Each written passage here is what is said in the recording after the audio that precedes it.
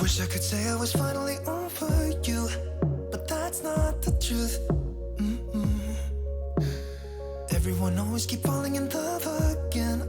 The fuck's wrong with them? I don't understand. Maybe it will pass by, someone save me. Before I pass out, I'm too lonely to be done. I'ma drink at this place. Yeah. Why am I the only one who's left in the rain with nobody to hold on to? Why am I the only one who's feeling this pain when there should be two of us? And yeah, I know we both wanted different things, but letting go just comes easy to you, don't it? Why am I the only one who's left in the rain? If I had an option to be someone else, I would, and let go of you. I know that I'm obvious, fuck it, I'm made this way. But why didn't I stay when I had the chance? Maybe it will pass by, someone save me. Before I pass out, I'm too lonely to be done. I'ma drink at this pace. Yeah. Why am I the only one who's left in the rain with nobody to hold on to? Why am I the only one who's feeling this pain when there should be two of us?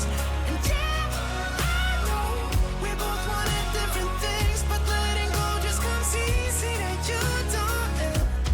Why am I the only one who's left in the rain? The only one that's left in the rain.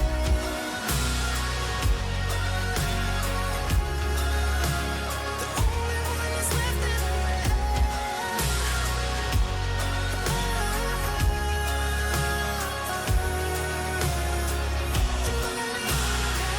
Am I the only one? Am I the only one? Am I the only one? Am I the only one? Am I the only one? Am I the only one? Wish I could say I was finally over you, but that's not the truth. Why am I the only one who's left in the rain with nobody to hold on to? Why am I the only one who's feeling this pain when there should be two of us? And yeah, I know we both wanted different things, but letting go just comes easy to you, don't it? Why am I the only one who's left in the rain?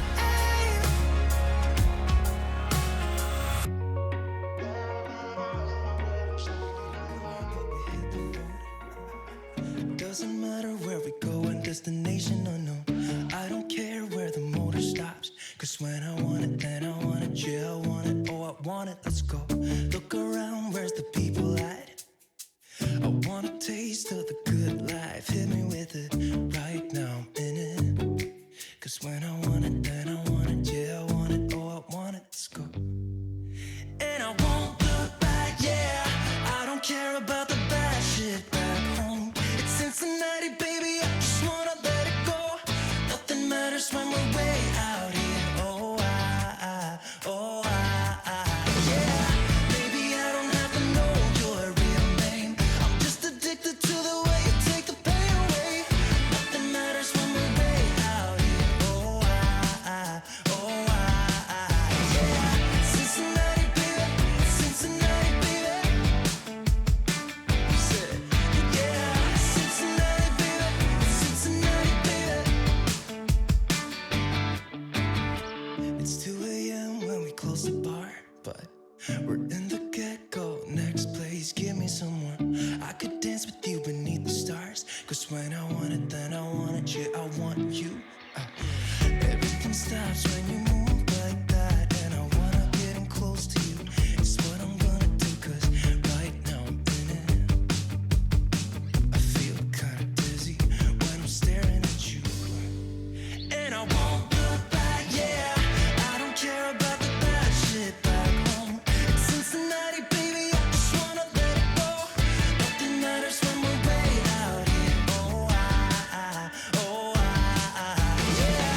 Maybe I don't have to know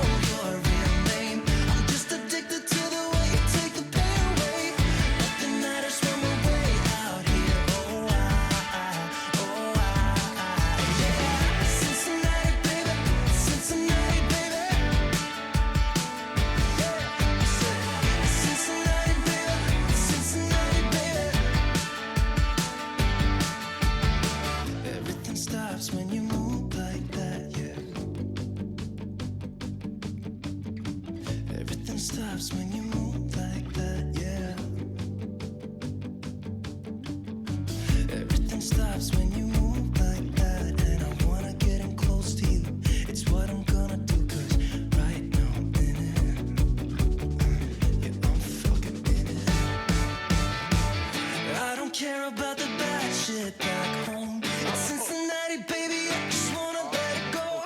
Nothing matters when we're way out here. Oh, yeah. Maybe I don't have to know your real name. I'm just addicted to the way you take the pain away. Nothing matters when we're way out here. Oh, yeah. Cincinnati, baby, Cincinnati, baby. I said, it's Cincinnati, baby, it's Cincinnati, baby.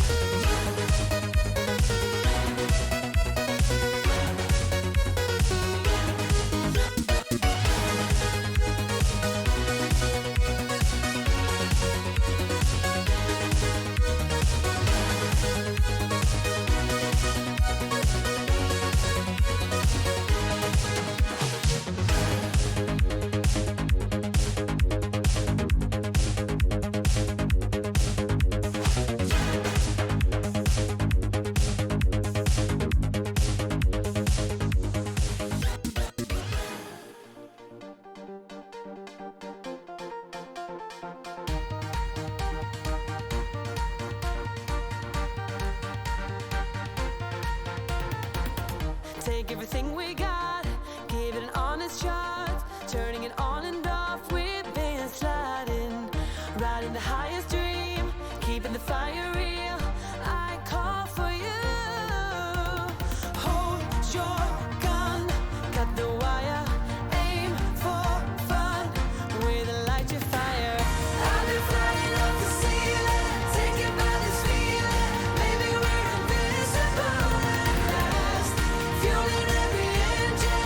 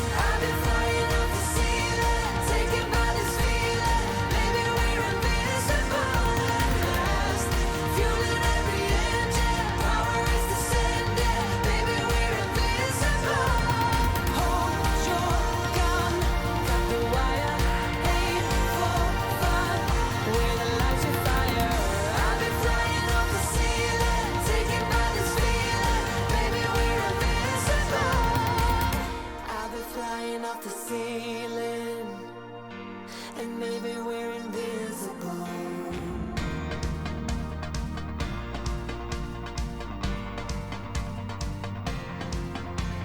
Hold your gun, caught the wire, aim for desire. Hold your gun, caught the wire, aim for desire. Hold your gun, caught the wire, aim for desire. Hold your gun, caught the wire, aim for desire. I've been flying to make you believe. With my heart like the ground, we do what we want, but when I'm free, when our hearts on hyperdrive.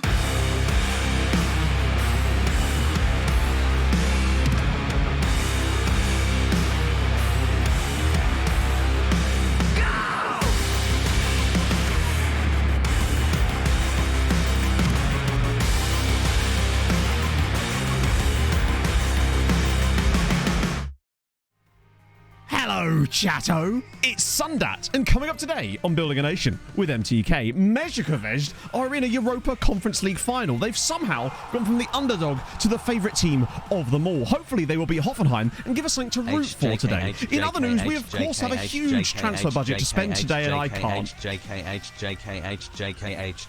Scuppered by HJK yet again. Fuck. I tried so hard, chat. I got so far, but in the end, HJK won. Sad times. Ah, fucking hell. It is warm. It is balmy, my friends. Hibbos, thank you very much for the 33 months. And Lockers, thank you for the 38, but I shouldn't say thank you. I will, though. Oh, dear. Yeah, look at... Wait, there's mussels? Did you order seafood? Is that what it is? Thank you very much, Lockers. How are you, man? Oh, Jesus. I got through the first couple, and it just stuck in my brain after that, and I could do nothing about it. Ah, oh, dearie me. You hate to see it. X10AF, thank you very much for the follow. And Landover and Adam, thank you for the follows, guys. I know some of those were before stream. Look at it, I'm very clammy. It is ridiculous. I got up this morning and thought, right, shut the blinds immediately, just to try to stop the sunlight from at least warming the room up. I don't mind if everything else warms it up, but at least I don't want the sun to do its part here. Didn't make much difference. I mean, it might have done a little bit. It's already 29 in this room. It's 10 a.m. is my point, and it's only going to get worse. The last time I wore this on stream was during that summer last year when it was like 40. I mean, this is nowhere near as bad as that, thankfully, but it's too fast. It's too fucking hot. I'm actually kind of glad that I'm streaming 10 till 2, not 11 till 3 today, because it just... Oh.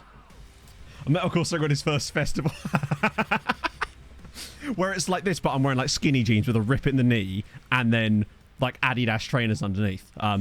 Contrary to popular belief, not what I'm currently wearing. I've gone for the full-on... Yes, it's white Sondico shorts. Everyone's favourite. It's just one of those days, friends.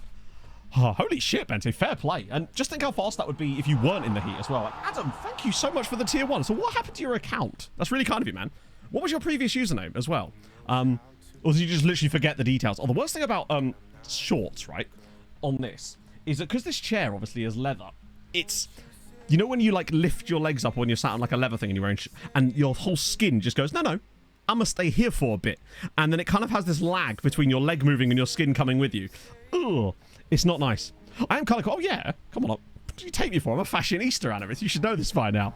Sandals and socks. Oh, no, I don't really like sandals to begin with, but sandals and socks. Who am I? Linus Tech Tips. Come on. Oh, Jesus. 40 degree. Yeah, there's something about I think it's this is what people always say when they come to the UK and it's like stupidly hot. It's just something about British heat, and not just British heat, but just Northern European heat, maybe even specifically, just hits a little different. And it probably just because a lot of the buildings are just not used to it. We talk about this every single time, but the buildings in the UK and Northern Europe are just not designed for this type of conditions, basically.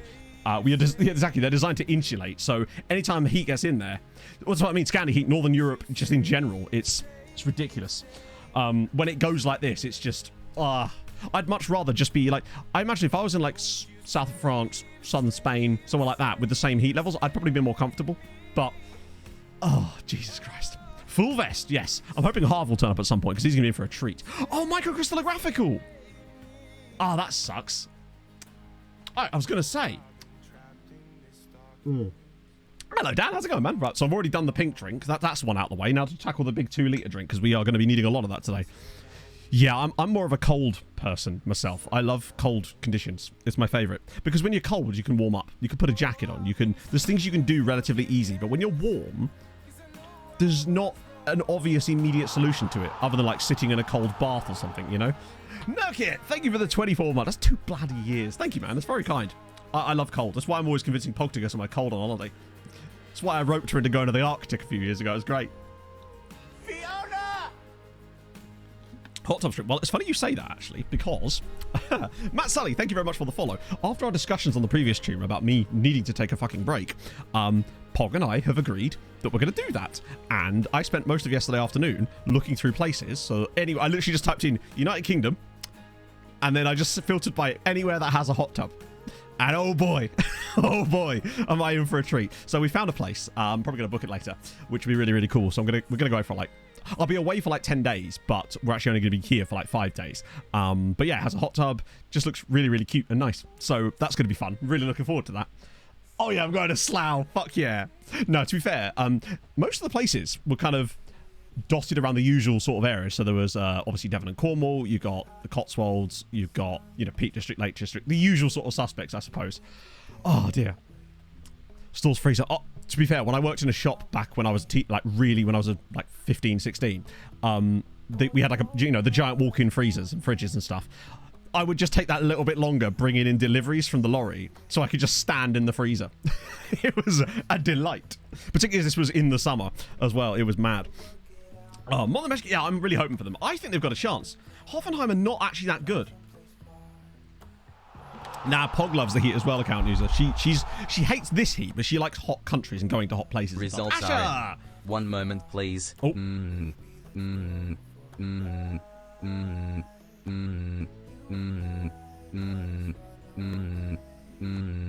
You are the most okayest streamer.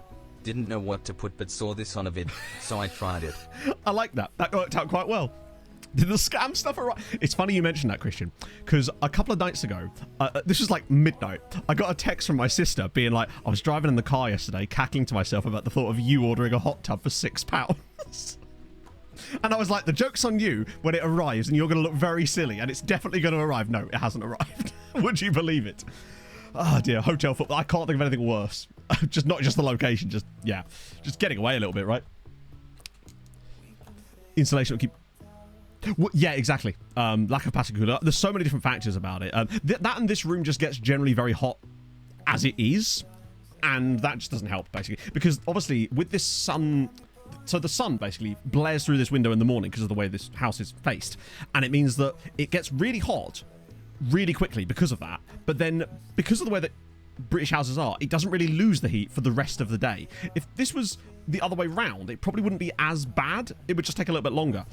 Oh. So it's not fully out and stuff yet, but when it is, I'll probably tell you. So she can maybe get some extra sales. Oh dear. Also, a lot of trees. Yeah, I mean, I could do with some... Well, to be fair, this place actually, the place we're looking at, it's got like a little garden with a hot tub. It's private and everything. It's got like a big tree in it too, which is kind of cool. It has its own private lake on the property too, which is not like specific to the house, but like there's a group of like little properties on it, which is really sick. Sortifugel, thank you very much for the 20 months. I hope you're well. Yeah, no, I'm glad. I feel a lot better. This is going to sound strange, although probably not that strange, that even though I haven't had the break, obviously, the simple idea of it and the fact that it's now a thing has made me feel a lot better as well, if that sounds stupid.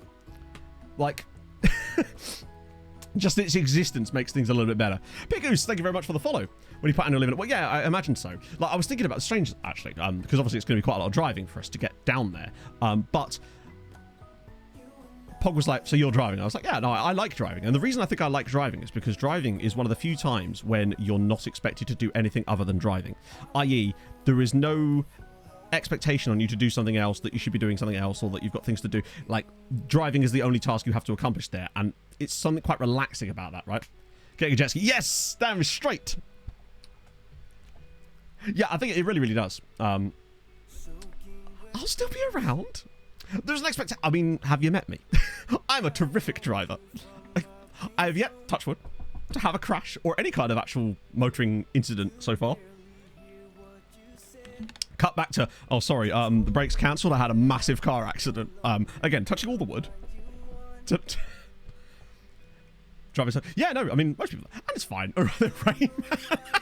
I just see, like, the Matrix when I'm driving. There's room for the jet ski in the back of the car. It's fine. Oh, yeah, it just makes things just that little bit more relaxing because it's like, I know what videos I have planned for the rest of the month.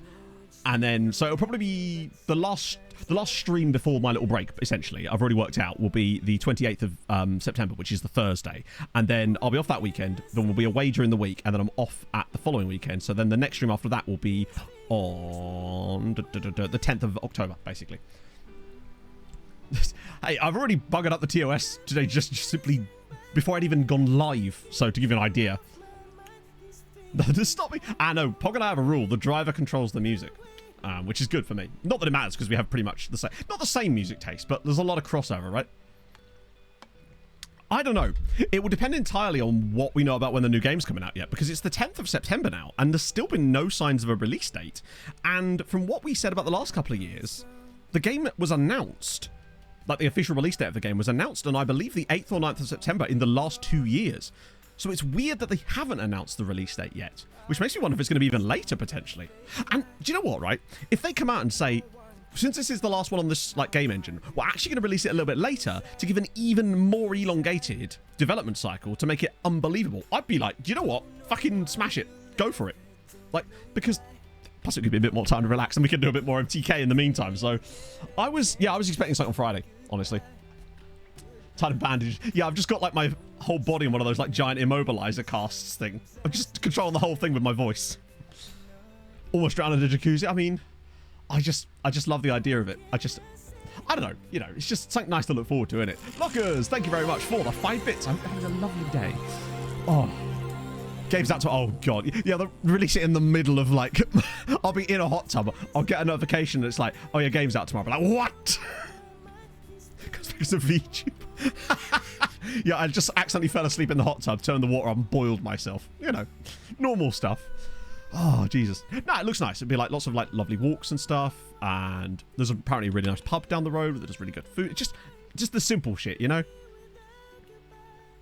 I'll read so many books. It's a little bit of a dream, right? Farmer stand. Yeah, so the problem with the reason I have the farmer stand is because whenever I go running, obviously my running top comes down to about there. As you can see, it's very, very pronounced. It's even worse on my legs because I wear like compression shorts when I'm running. So it's like, it doesn't even move about. It's like directly there. I have this giant line across both of my thighs. Don't fall asleep, fan, stand and put, who am I? Michael Barrymore? Well, not Michael Barrymore, but we're moving on. So back to, yeah, I watched the first half yesterday and it was a little bit, yeah. Well, yeah, we'll definitely have a great time, hopefully. It'd just be nice to get away for a little bit, right? Blaz, Miggy, and Dallas. Ooh. I mean, honestly, I feel like Patrice has got to be a shout on the Mount Rushmore of this save, just because of how good he's been for like the last 5 years straight. Get out house. Oh, they'd have a lovely time. I mean, they might well do, but it's a friendly, innit? So who cares? I think Scotland will have their attention more on the Norway-Georgia game. I mean, Scotland are going to qualify, let's be honest. I don't think they really need other teams to do stuff for them to qualify. They'll probably be fine, but...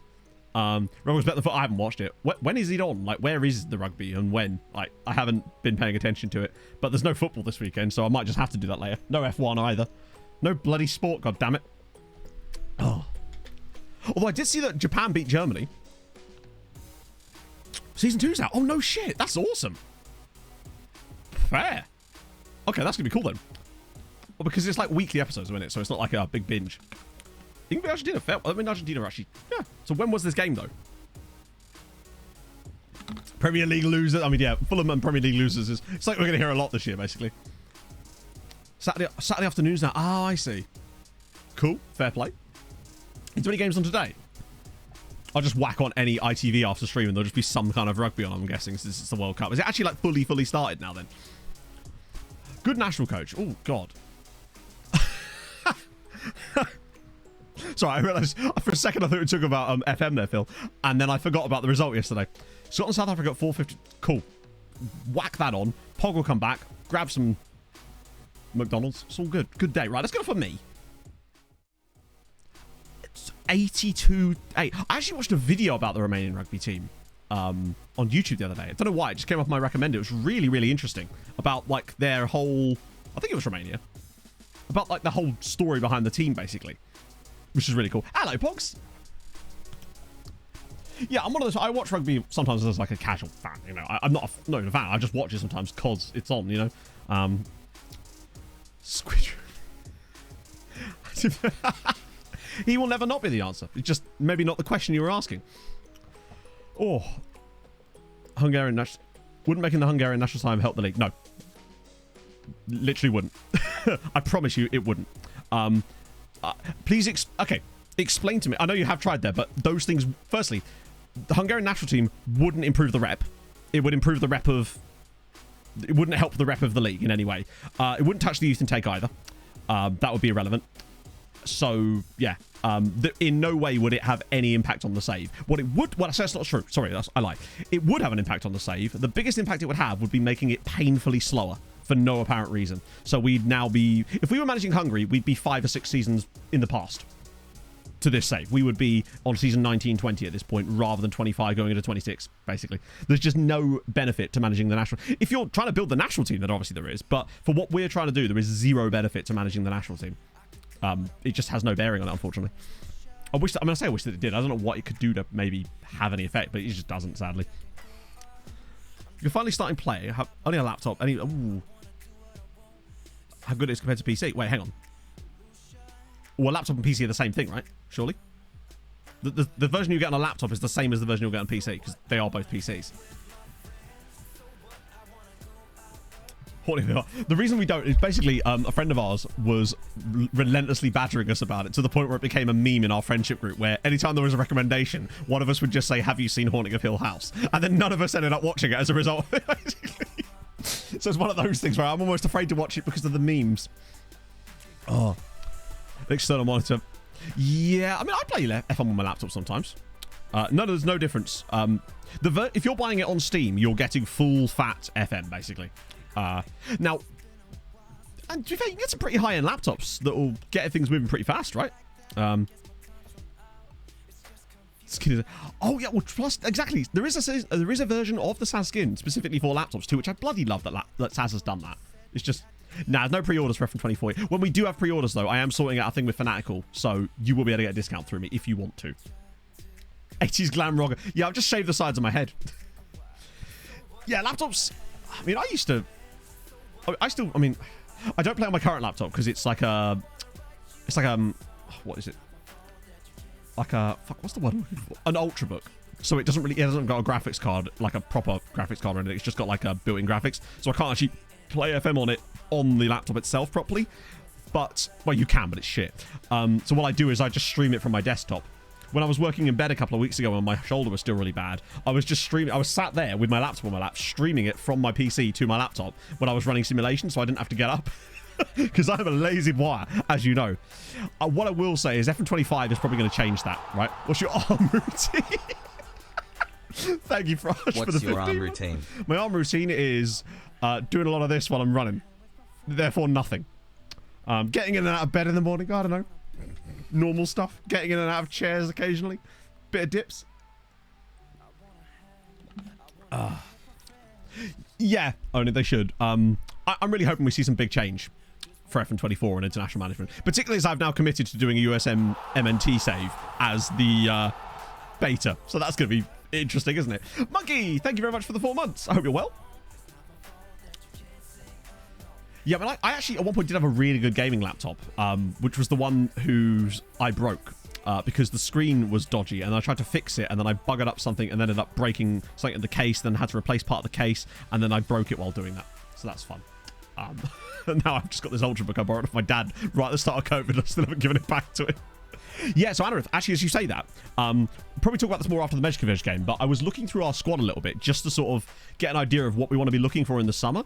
And I do think there is a few areas where maybe we could spend a little bit of cash. There's also a few players that I want to move on because they're wanted at the moment and I feel like this is the right time for them to leave. So obviously as a striker, we're fine there. We've got Sem as a backup. Here we have Raposo when he stays fit, but we've also have Bigmanovic, and that's probably going to be his new role. On the right we have Janosch, and obviously we've got Edvaldo. So that's 2 players for that role as well. And we have various other wingers knocking about, not a big deal. Central midfield, we have Hillestad, who can also cover here. I wouldn't mind another central midfielder that can pass the ball a shitload.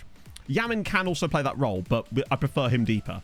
So I wouldn't mind another CM that can... But, I mean, Hillestad is going to be the starting CM next season. Look at the passing and vision that this man has got. He's absolutely outrageous. Ah, yes, so this is the tactic we were working on Thursday, Hadrian. It plays some gorgeous football. The current temperature in here is 30, which is not too bad.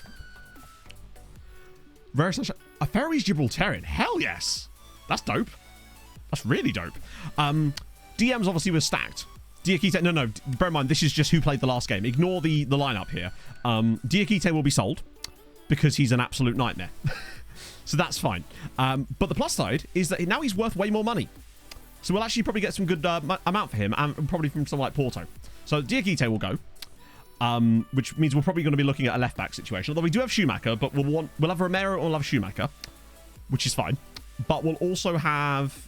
There's also that Thai guy joining us as well. Yeah, that's what I'm thinking, Anarith, another centre-back. We also might want to find another right-back, just because at the moment it's Teixeira and then Ramirez, and I would quite like to maybe find another guy that could be more comfortable as an inverted wing-back, i.e., basically just a wing-back on the right. I don't care about their footedness, but that can pass maybe better than they cross. So I want someone with really good passing, because crossing is kind of irrelevant for the inverted... Not irrelevant, but not as important. I'd rather have someone with better passing in that role, because that's what we're looking for there.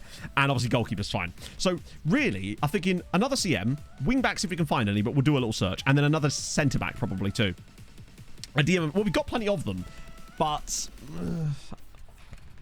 the problem with them is that they're often quite slow, and I would still like a bit of pace on them as well. I don't think we're going to be recalling too many loans now, because I mean, we can have a little look, but I don't think there's going to be... Actually, you could have a look, see if we've got any wing backs out on loan maybe at some of the second tier sides. I wouldn't be opposed to it, but obviously we've got to be very careful about pulling loans back at this point, because we're unlikely to get too many new ones at this stage, because, you know, new players that come in now aren't going to be good enough to make an impact on these other teams yet. Do you keep it with it in the bench set? Hang on. Have a large first team squad. Well, you say large first team squad, but we don't really. Most of them are out on loan. Most of these, bear in mind, this isn't the first team squad. This is just, I have all the squads ticked on, so that way we can just get an idea of who's where. Our squad, the actual first team squad of players is not that big. If I show you just our first team, like, okay, that's still a good amount of players, but a lot of these guys aren't actually starters for us, and this is with a load of players that have joined us and have just come back from loan. There's all sorts of things. I'm not super asked about it. Anyone I think is going to have an impact in the first team goes in the first team. Anyone who I think is not good enough for the first team, but might be a loanee player, then I'll put them in the under-19 squad, and then the B team I just ignore entirely, basically. Oh. Kishvarda's revenge for the failure. Well, yeah. But the problem is, I don't want to touch anyone from Kishvarda unless they come back, because they're still a really good team. And the last thing we want to do is weaken them, have them qualify for the Champions League next year, and then be trash. So, yeah. If they got relegated, then it'd be a different story. For example, Uipest. But that's the situation with them. Now, as for players leaving, I did a little bit of a look. So, obviously, Cooper's wanted. We don't want to sell him. And neither was Sem. Players I do want to sell this summer. Ramirez. Eduardo, that is. He's wanted by Chelsea. He's 33, he's on £150,000 a week, and we don't really need him anymore in this tactical setup, because we've got Janosch and Edvaldo, and he's weighing down our wages massively. So it's just worth getting 30 million for him if we can do, right? Then we also want to get rid of Diakite, of course, for like £12 million if we can, and Boothby too, which means I might look for someone else in that role as well, but he's 32, and he's on £105,000 a week himself. So if we got like 30 for both Boothby and Ramirez, I think that could really strengthen it out a little bit. 5 Andorran Wonder Kids, how'd you manage that? Koch back. Koch is a permanent signing, so we'd have to buy him off them, which sort of wouldn't make any difference for us, really. KPMG. Oh, wow. Fair play. Oh, that's awesome, man. Congratulations. Hopefully, you'll smash it. You'll absolutely smash it, mate. You've got to believe in yourself. Think of this as me doing a team talk, except you're going to react. You're going to react properly to the team talk. So I think if we get rid of those three, that should probably... It'll certainly get us around about at least £50 million, which will cover off the gap of the money we lost from transfers and prize money. And then we can fill in gaps, have a look through the... We'll get the Mejkovic game out of the way first, because I want to see if we can get that result for them. And let's not forget, we've also got players joining us, and we've also had some new people like Schumacher. So I need to start training Schumacher to play properly on the left wing-back spot now. Now that we're kind of committed to it. Because I think he's going to be an absolute monster in that position once he gets a little bit of training, right? You'll start number for the Malta half. Oh, I haven't actually signed up for it yet, so no, I haven't.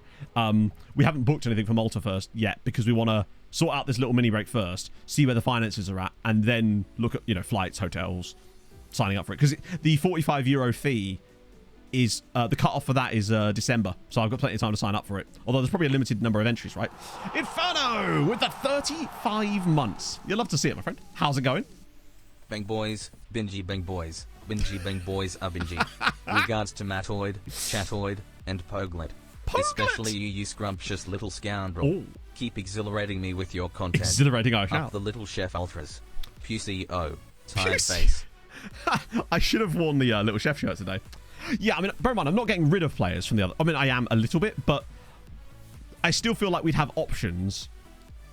Bear in mind, like, I just want to get rid of Ramirez because he's 33 and he's on £150,000 a week. Boothby, again, it's the same story. It's not so much that they don't fit our system. More, I mean, with Ramirez, it kind of is. But Boothby, it's more a case of they're on high wages. They're the older players. They're probably the highest they're ever going to be in terms of value. Probably best to cash in on them now and just... Particularly as I don't think Ramirez was that good this year. Like, he was fine, but I don't think he was much to write home about considering what we're paying him. And he was only really ever meant to be a flip player. So he only managed... Actually, to get 11 goals in the end. But 2 assists from a wide player in this tactic is actually shocking. Like, remarkably low. Bear in mind, most wide players in our tactics get, like, between... anything from 10 up to over 20 goal contributions. It's certainly from assists. And yeah, he got 2. Now, his expected assist was reasonable, but it's just bizarre. Look at a cool train. Oh, what train? That sounds dope. Tell me about your train. So I think that's what the plan is with those guys. And we want to be looking at like full wingbacks that can play both wingback and wingback. If you know, you know. So I think that's going to be the plan, really. But I would like another centre-back if we are going to be using a back three a lot more. Because Lautcom obviously can play it, but I want to have maybe another guy that's sort of around... We can have a look on the loan farm, see if there is anyone worth bringing back. But I think we pretty much took all of Budapest's players back anyway. So, right. The next day, it's going to save, I think, automatically. Oh, it didn't. Okay, weird. I have got it set to auto-save every 30 minutes, but apparently it hasn't bothered. A steam train? Hell yes. I remember when my parents took me to see the Flying Scotsman back in the day. I used to fucking love trains as a kid. Like, whenever we went anywhere, they would always find these, like, model train museums and places like that, and I would just be in heaven, bruv. I'm telling you. So, Hoffenheim, Meshkovich. Let's get a prediction, actually, before this. Start prediction. Start a prediction. Who will win the ECL? We've got Hoffenheim. And then Mezzy Boys, because I'm not typing their full name in. And boom, there we go. Enjoy your prediction, friends. Right, let me just have a little gander at this. Lovely. Cool. Ali McCoy's Sky. Wait. What? Oh, I bet he'd sound so good as well. At transfer list. My concern would be that they probably aren't listed yet. I noticed that the transfer list, usually this time of year, where is the transfer list? Is it just like go to scouting and then just sort by transfer listed? Because we can definitely have a look at that, but let me just make sure I'm actually filtering by the correct thing. Just see if there's any all in on Messi. I think they could do it. I wouldn't be surprised. Transfer status listed. Bobby Tree's listed, of course he is. See if there's any like interesting options in here that might be listed for like cheaper. Actually, we'll do this after the game. This is all sort of more transfer stuff, and you know we've got business needs to be taken care of. Oh, these points are properly close. That's insane. Now, just to set the scene for you, when you look at the league phase, Hoffenheim came 15th. Meshkovich came 5th. Like, now, it doesn't always tell the story, of course, but, you know, who did Hoffenheim beat? Wolfsberger and Karabag. They drew with Farrell Costanza, Zrizny Mostar, and Saint Etienne. And then lost to Abmanavaca. Yeah, I know Bobby Tree's trying. I did try to approach Bobby Tree. Problem is he wants £250,000 a week. So, yeah. It's a shame. I would like. Plus, he's exactly the opposite of what we want. I would have brought him back just for like nostalgia reasons, but not on that kind of money. It's unfortunate because once they go to Real Madrid, basically they expect to be paid. Fact is, he considers it to be him dropping his wage demands because what he's on at Real. The problem is they won't drop them anywhere near enough to actually what's realistic for considering what he actually is, which is still a very good player. Also, one thing I hadn't noticed is that Juan is the top scorer in the Conference League. Bro has also banked 36 goals for Mezhkovich this season. Now, I think it's his pace. Them having a pacey striker could genuinely be the killer for them here. Like, 13 in 16 in the Conference League is absolutely wild numbers from him. Really, really pleased for him. And he got 16 in the league as well. Like, he's been no mug this year. Still only 24. I really hope they get into Europe because... Now, bear in mind as well, if they do win this, they'll be in the Europa League next season, which means that we'll have 8 teams again, but they'll be split in a more favourable way for us because we'll have 3 in the Europa League, which would be better. Arche, oh god, yeah, I think he is probably, oh, it's annoying because he's one of our former players. Oh, no, he's not. We had another guy that sounded like that. Yeah, he's a bit good, but he is 33, so he's losing a bit of pace, but he's very decent. He's a wide player. Real faces. So it's a thing called the Z-Gen pack, basically, Civi. It's like they're AI-generated faces that look like real people that aren't real people that replace the regen faces with a bit of software. Exclamation mark Z-Gen in chat, and you'll get the whole sort of information about it. It's really cool. Oh, dear. Yeah, 3-2 loss pretty much incoming is to be expected at this point. Yeah, oh yeah, I'll definitely do Z-Gen again next year for sure. It's going to be good. Plus also, oh Christ.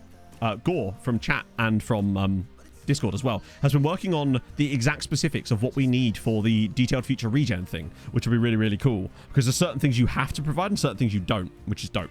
Final soon. Final is about to embark. Yeah, the coding won't work for that, but luckily that's not going to be till the year after, so we should be okay on that for the moment. The final brownie! Thank you very much for the 6 months. I bought a brownie yesterday. Suns out, guns out. Yes. Pog and I went to town. I say to town. What Pog doesn't call town and I do call town, i.e. the town, yesterday. And they have like a Saturday market on Saturday. Would you believe it? And there's always like this place that does like, it's like a bakery stall that does like bread and sourdough and shit like that. But they also do like, you know, sweet products. And I bought this massive brownie, which is still sat in the fridge. And I am going to enjoy the shit out of that later. Deliciousness. Right, let's go. Okay, that was anticlimactic. I forgot that we were on the match day, but not actually at the time of the match. Oofy. We should return to this. Oh, hello. We'll just, not bin this off, but just send this round again for the moment. Deal with this in the next set. Hey, hardness. 1960s touring cards. Oh, nice. Tom Christensen. No shot. Wait, Jimmy Johnson? Wait, hang on. Goodwood, as in Jimmy Johnson, as in 7-time NASCAR champion Jimmy Johnson. Was he at Goodwood? That's mad. Huh, that's awesome. Huh. God, I forgot about Tom Christensen. I loved him in the Honda, back when there was the Hondas in like the early noughties. Although less so because he took over from like one of my favourite evers, which was Peter Cox. Won't read RTF files anymore. That's bizarre. I have not had that happen yet. Fall in love with the female Z-Gen faces. Well, with that might having to shake the system up, it might mean that we could get even more varied looking faces in terms of like more varied like hairstyles and stuff like that. Slightly mark on a Saturday. I know, crazy capybara, right? Imagine the scenes. A Saturday market on Saturday? Fog. Thank you very much for the 5 months. Oh, 24th to 3rd. Well, that's an Austin Cambridge. That does sound fun. I always see like the highlights of Goodwood and stuff like that on TikTok, and it does look kind of fun. I am going to the BTCC meeting at the last one, the Brands Hatch one at the end of the year, which is going to be dope as well. That's going to be the bookend at the end of my little break period. My BTCC savant friend has invited us, as usual. Right, let's go. Doesn't have a mohawk. I know. It'd be cool if it could like somehow measure that stuff from like what they're actually like, but then obviously that's kind of not the point, isn't it? We could have actually like designed him a custom face using Midjourney like we did with Janosch. Right, cue the music. It's the way it fades in. So what have they got? They've got Yanning Boris. What a name. Anyone interesting in here that we recognise? Leo Antwerpen. Forsbach. I think he used to play for us. I'm fairly certain that Lida Piedraita used to play for us. Anyone else on the bench that I recognise? Swavik. Lamin Youth. Wow, it's rare that we play against a team that doesn't have Ethiopian goalkeeper. Oh, it could be. Swiss. But Swiss probably, I bet you Swiss. Oh, no, just full on Swiss. That sounds like an Ethiopian name. You're right. Like if his name was like Jebri Selassie or something. But no, he's just, I suspect he is Swiss, but has gendered from an Ethiopian name in the Swiss name pool, potentially. That would be, I'm genuinely surprised that he hasn't got Ethiopian second nationality, though. Oh, right. Oh, now the music's come back again.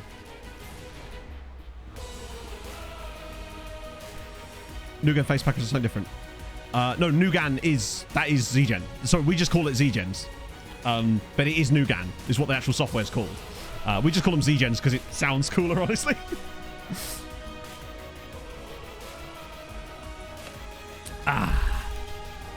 No, it's my own stupid nomenclature. Although I feel like a lot of people do call them Z-Gens. See, I blame Zealand for being called Zealand. See, if he was called something boring like Jeffrey, we wouldn't call them Z-Gens, would we? No offense, Jeffrey. Jeffrey's a fine name. Jeffrey's a good lad. Right, let's go. I'm genuinely excited about this. I think they've got a chance. Yeah, exactly. No, it was because he didn't cultivate. Of course it was. New Jeffs. Oh, God. See, that's... I kind of like that as well. I'd call them re-Jeffs, of course, as we have the age-old debate. Now, usually you get a pretty good idea about how these finals are going to go. PRN position? What's a PRN position?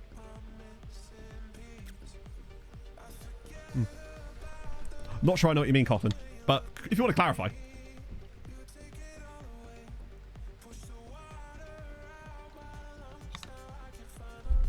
Dear. How do you watch match your team isn't playing? So basically what you do is you go to the fixtures and stuff of the tournament, and then there's little V's. The best place to do it is you go to profile page on... Actually, I'll just show you here properly. Actually, I don't know if I can. Essentially, let me try and explain it without actually showing it, which is kind of difficult. If you go to like the profile page of any tournament and you look at the fixtures bit on the right, where it shows all the fixtures, obviously, the ones that haven't been played yet, there's a little V in the middle where it says like, it'll say Antwerp versus Club Brugge. If you click on the V, it will then switch to attend. Middle mouse bar. Oh,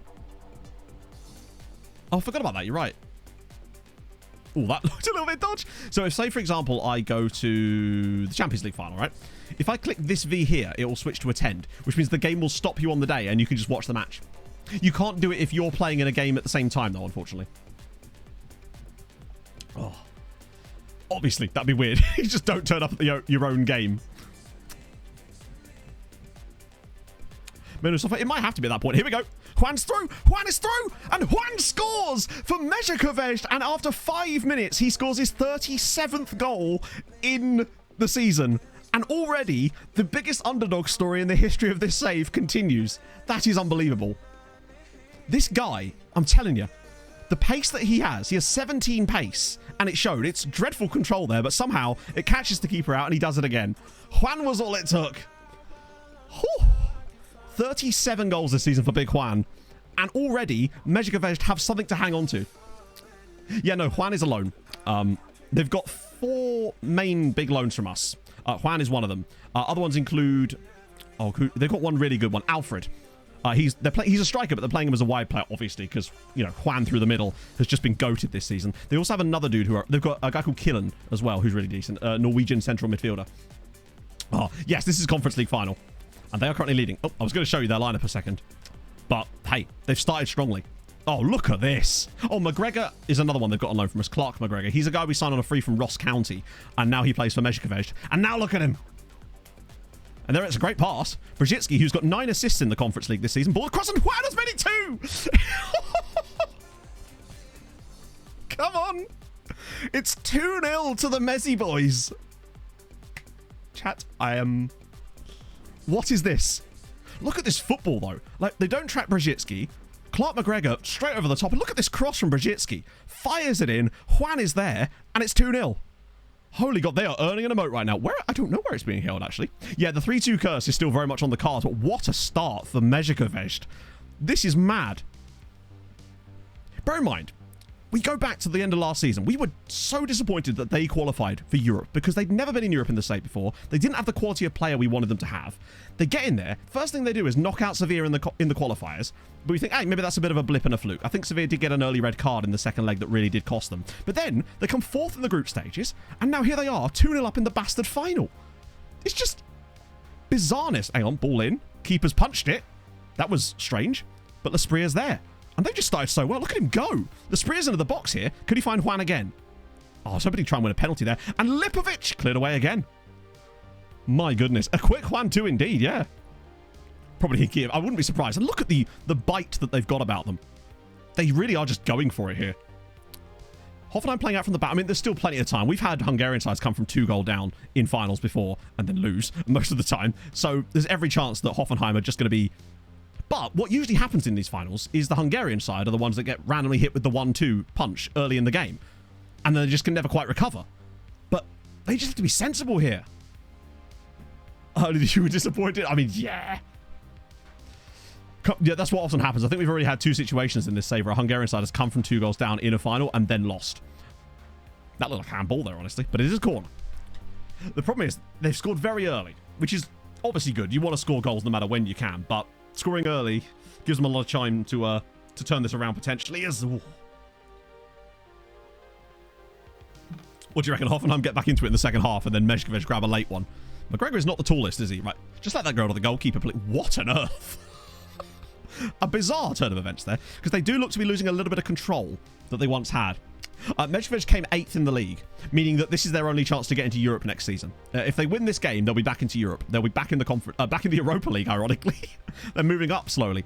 I mean, so far, 25 minutes, no shots for Hoffenheim in the game. This is a defensive masterclass thus far. This game is in Scotland. Is it at Hampden? Good block. Wide of the post. That's fine. Oh. This is the final you're about. Oh, yeah. This is looking very... I'm genuinely amazed. I know Hoffenheim... Plus, it also takes extra points off Germany. We've got no chance of catching them, or even Spain. But it's just nice to see that we've... Possession of...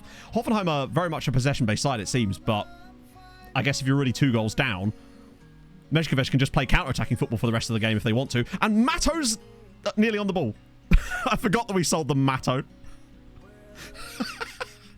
So basically, chat, what I'm saying is I am currently 2-0 up in this game. Lipinski with a huge clearance again, and it's offside. Oh, sorry. Yeah, Boris is offside. So 35 minutes gone. They're doing the business. Like, they're just doing the business. Knocked down again. Now they seem to be losing a little bit of control, though. They will be guaranteed group stage. Yeah. To be fair, every team that we would have in Europe next year would be guaranteed the group stage of that anyway. But yes. In fact, not only would they be guaranteed group stage, they'd be guaranteed pot 1, which... It doesn't make a huge amount of difference with the new system, but it would sort of at least... Might give them a slight advantage in certain areas. I don't know. It's not quite as important as it used to be. As he's through again, and Brzezinski nearly gets a chance. As Alfred! Whew. I know, Marco. But I mean, to be fair, who could have predicted the results that they've had? Their squad still isn't even that strong in terms of the players, but they're doing the business. Juan again. He's a monster. Cleared away, and it's going to be a corner to them now. I'm so happy with them. Yesterday was horrendous. Today's probably even worse in a way. It's already over 30 in this room. It's probably not as bad. It's just that obviously I have, you know, with the blinds and the door and the fan not pointed at me and stuff like that, it does get a bit muggy. Closest badge available. Well, they'll learn themselves a badge in chat as well if they pull it off, which they haven't done it yet. Look at that again. They've got really nice like fire in them at the back when they do need to try and win the ball back in those positions. And Brzezinski can bring this down again. They've always got Juan as an option. Because he's so fast. Brzezinski's into the box again. Pulls it across and it's cleared again. But they went through a little spell where they were starting to sort of fall out the game a little bit. But now all of a sudden they look back in it again. Brzezinski goes for goal and it's over the crossbar. They have got real fire about them. Rainey done it. Fucking hell. I would love a bit of that. And killing in there again as well. Watch out for nips. Ah. Fire in the belly. Head in the freezer. I wish I had my head in the freezer right now.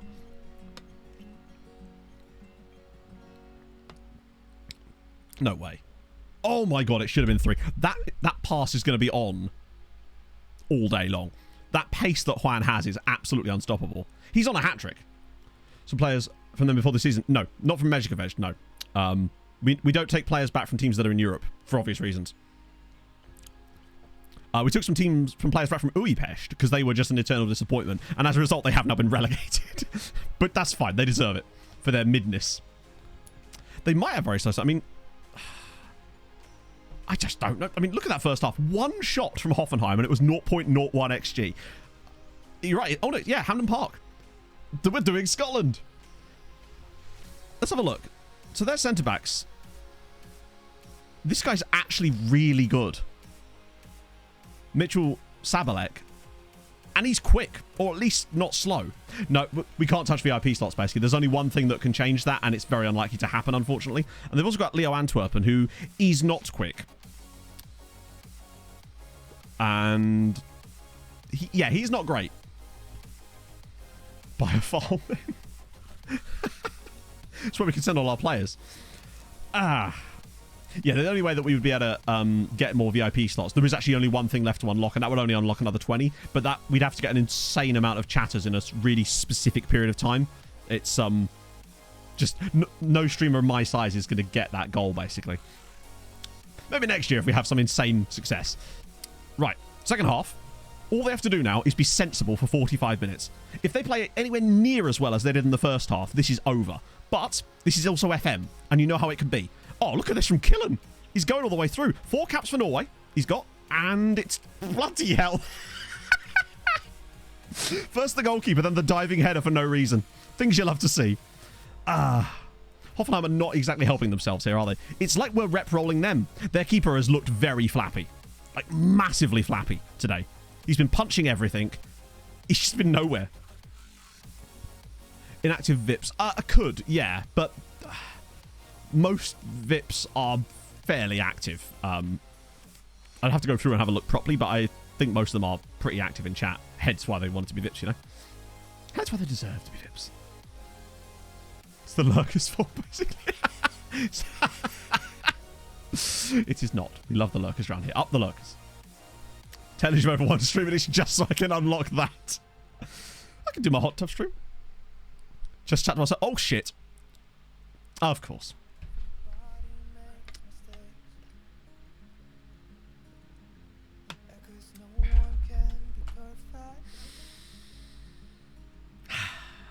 Of course. Did the defender just miss the header? Yeah. First goal of the season. For the striker there. Here it comes. First shot on target of the match. Yep. It's just kind of classic FM, really, isn't it? If it does this to us again... the way the defender just kind of didn't even... Like, he jumped, but so late that he might as well just... If he just doesn't jump there, he probably has a better chance of getting to that. Oh, what's the betting that Hoffenheim are level before 60 minutes all of a sudden? Just out of nowhere. Praise the lurkers, and then this happened. It's a good point. So you reckon if we shit on the lurkers all of a sudden, then Meshkovich will grab a third goal out of nowhere? Players missing more one. It depends on the type of one-on-one, I think. Put them on next. Luton, I think, at home, which is basically must win. But I mean, pretty much every time you play Luton this season, it really should be must win for them. But I still think people are like being a bit disrespectful to Luton in some respects, but I don't expect them to stay up. But, oh, hang on, slipping back through. Juan's in again. Come on, hat-trick for Juan. Oh, the foot. He's on side chat. He scored a hat-trick in a European final. The lurker shittery worked. Every first time chatter we see, it's another goal for Meshkovich. Oh, look at the dink. He's just pulled off a little dink in a European final to complete his hat-trick. The patience on the man. Lloydie with the 26 months. My God, thank you so much, friend. That's very, very kind. A Juan trick. He's a Juan trick pony. 3 shots on target for him, 3 goals. It's mad. That's... What a game he's had here, though. That, by the way, that is his 16th goal in the Conference League this season. 16 goals in a single competition. He has 16 in the league, 16 in Europe this season. What a player. Right, just nod it back. Oh, no. Oh, this is glorious. I'm so hyped for them. They've been amazing today. Like, they've been genuinely so good in this match. And they thoroughly deserve the result they're currently getting. But there's still half an hour to go. And you just never know what can happen. Oh, my Lord. Yeah. No, it's great. He's just, he's been on fire this season. I don't even know if he's played 17 games, honestly. We respect the lurkers. We do. And watch the 3-2 coming now. Difference in points. Not a lot. By winning it in terms of coefficient points, all you get is the equivalent of winning one game. That's the difference, genuinely. Hungarian Hall of Fame. No, I haven't actually. Remind me after the game. We'll have a little look at that. Oh, Brzezinski. Oh, he's trying it again. They look like they want another goal. Yes, the new... I don't think that's actually open yet, Hadrian, as far as I'm aware. And I bet if it was, it's probably about 4,000 quid or some nonsense like that. Brzezinski with the delivery. Cleared away again. Oh, it's not quite close enough for Klein to have a pop here, but he might fancy a little... Oh, go on, Lasprilla. It's one of the worst first touches possible. Craven Hottage, it should be. It really should be. Oh, my God. Oh, Juan's in again. Oh, no way. Oh, that isn't going to be a red card, obviously, but it is going to be... Actually, no, in FM, it's probably a red card. Sabalek getting caught there. 25 is pretty decent. Brzezinski from a good spot. It's 4-1. I don't know what to say. Alexander Brzezinski makes it Hoffenheim 1, Mezhkovej 4.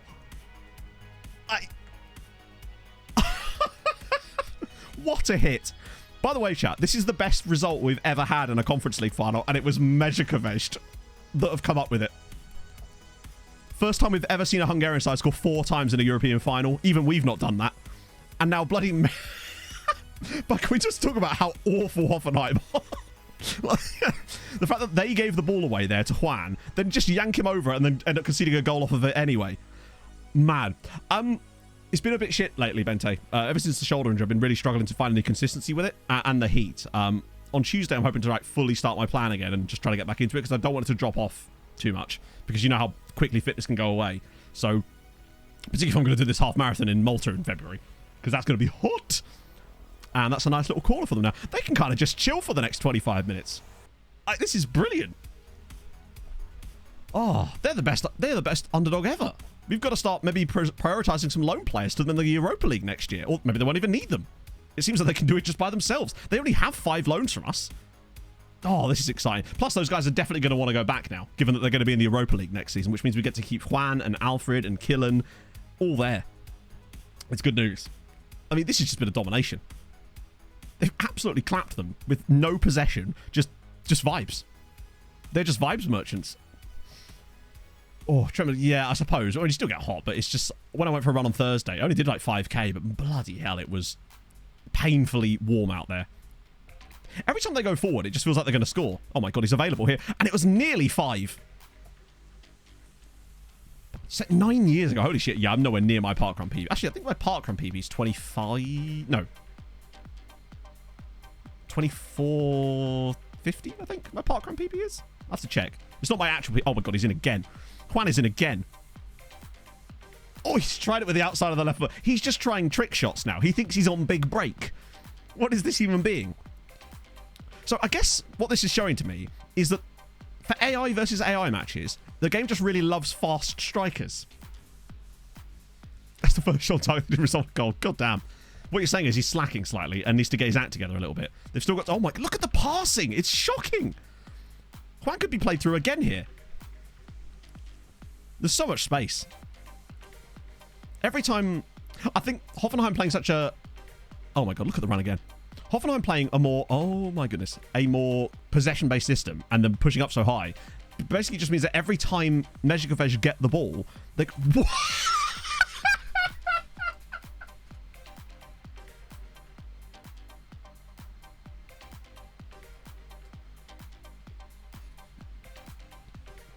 What a free kick.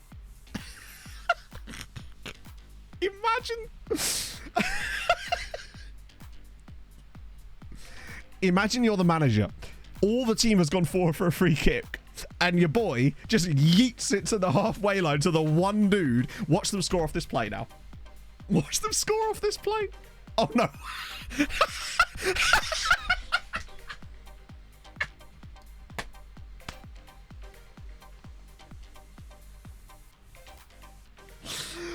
Hang on a minute. It's gonna count! Straight off the training ground. The world's longest 1-2. And it is Hoffenheim 2, Mezhikovic 4. That's outrageous. They're going to win the game now. Oh, like what on earth is this nonsense? I think they might need to look at set pieces for FM24. That's just the thought, chat. Don't ask me why I think that. Oh, that's unbelievable. Watch them win the game now. Good lord. Right, Mezhikovic, just don't fuck. By the way, literally, there's been hang on. There has been 7 shots on target in this game. 6 of them have been goals. Oh god, I really hope they win this. Not Hoffenheim, obviously. Oh god, now here it comes. Oh. Yeah, literally take us unmarked with all the defenders laughing. Holy shit. Also, how was that such low XG? I clipped it twice.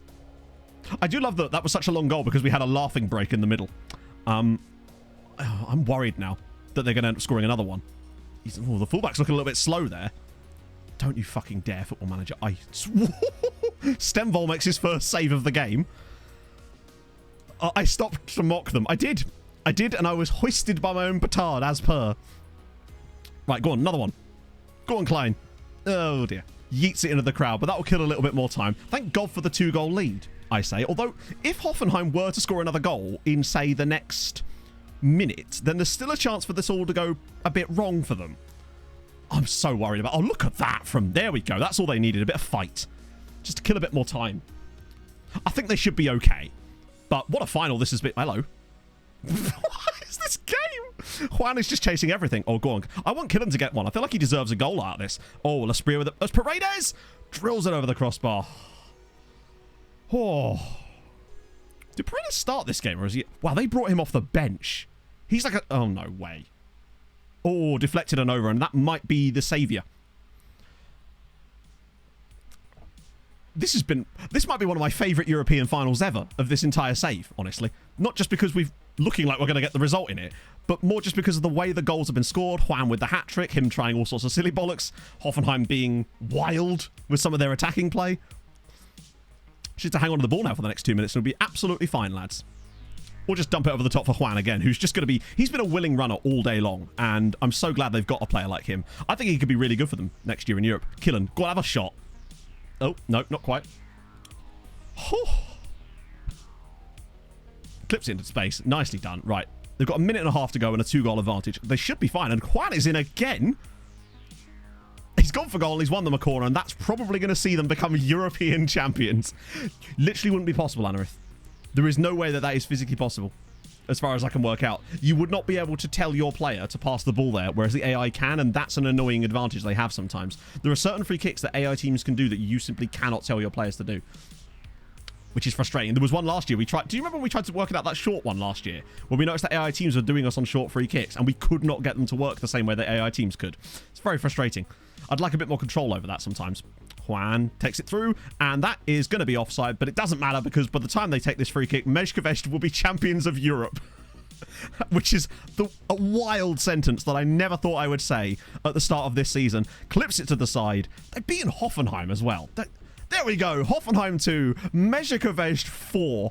Juan, with a hat-trick, becomes, I think, the first Hungarian player in this side, or player from a Hungarian side, to score a hat-trick in a European final. The 9th Conference League final, and our 2nd win in a row. And I think my Facebook Messenger just went off in the background. There we go. Get rid of that. Oh. Whew. Just things you love to see. Lovely scenes. Oh, look at that kit as well. That looks really goated.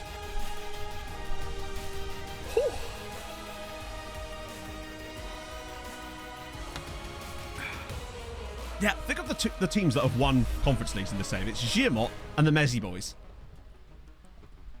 Ferencváros, as far as I know, still have yet to win a European trophy in this save. They've earned themselves an emote. Exactly. And look at that. That is mad. That's the most one-sided Conference League final we've had in this entire save in terms of either way, frankly. They've absolutely killed it. That's astonishing. Oh... Conference League is great, isn't it? I must admit, I was worried when Diaz got that goal right at the start of the second half, because you know what FMB like, but that's amazing. We want to check the coefficients. I think they should be on... I don't don't know what they'll be on. I mean, to be fair, they've overperformed themselves, but Juan is just on a different level. Like, this season, yeah, he's got 16 in 17. 16 goals in 17 matches and 5 assists, so 21 goal contributions in 17 games in Europe. What a guy. Oh. Hey, Pierluigi. We watch the free kick goal? Yes, we can. We have to. If you just joined us, I want to... That's our fixtures. I want to... actually, I think we might have to go to the next day. Because it will do that weird thing, won't it? Where it won't let us watch the highlights or stuff until we go to the... I think it has to be like 24 hours, in fact. They could be solid in the Europa League next year if they keep playing like that. That's so bizarre. Last team to win it was Giamot there back in 2044. You'll love to see it. Oh. Right. Just get far enough ahead so that I can hopefully click on it properly.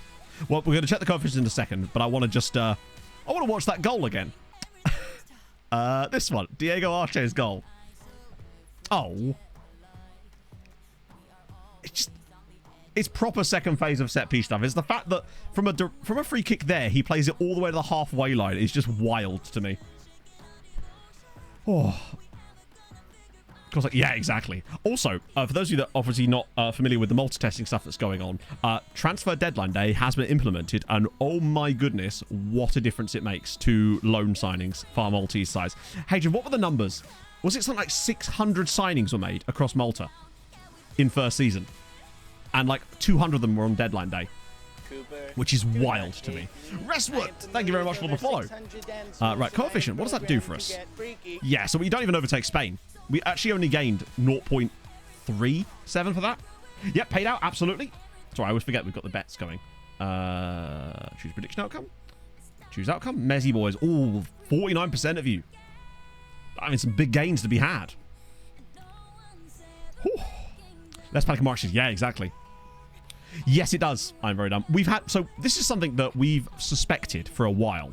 That deadline day, its existence was actively harming leagues where the system wasn't in place. We thought that with Treaty, and I think...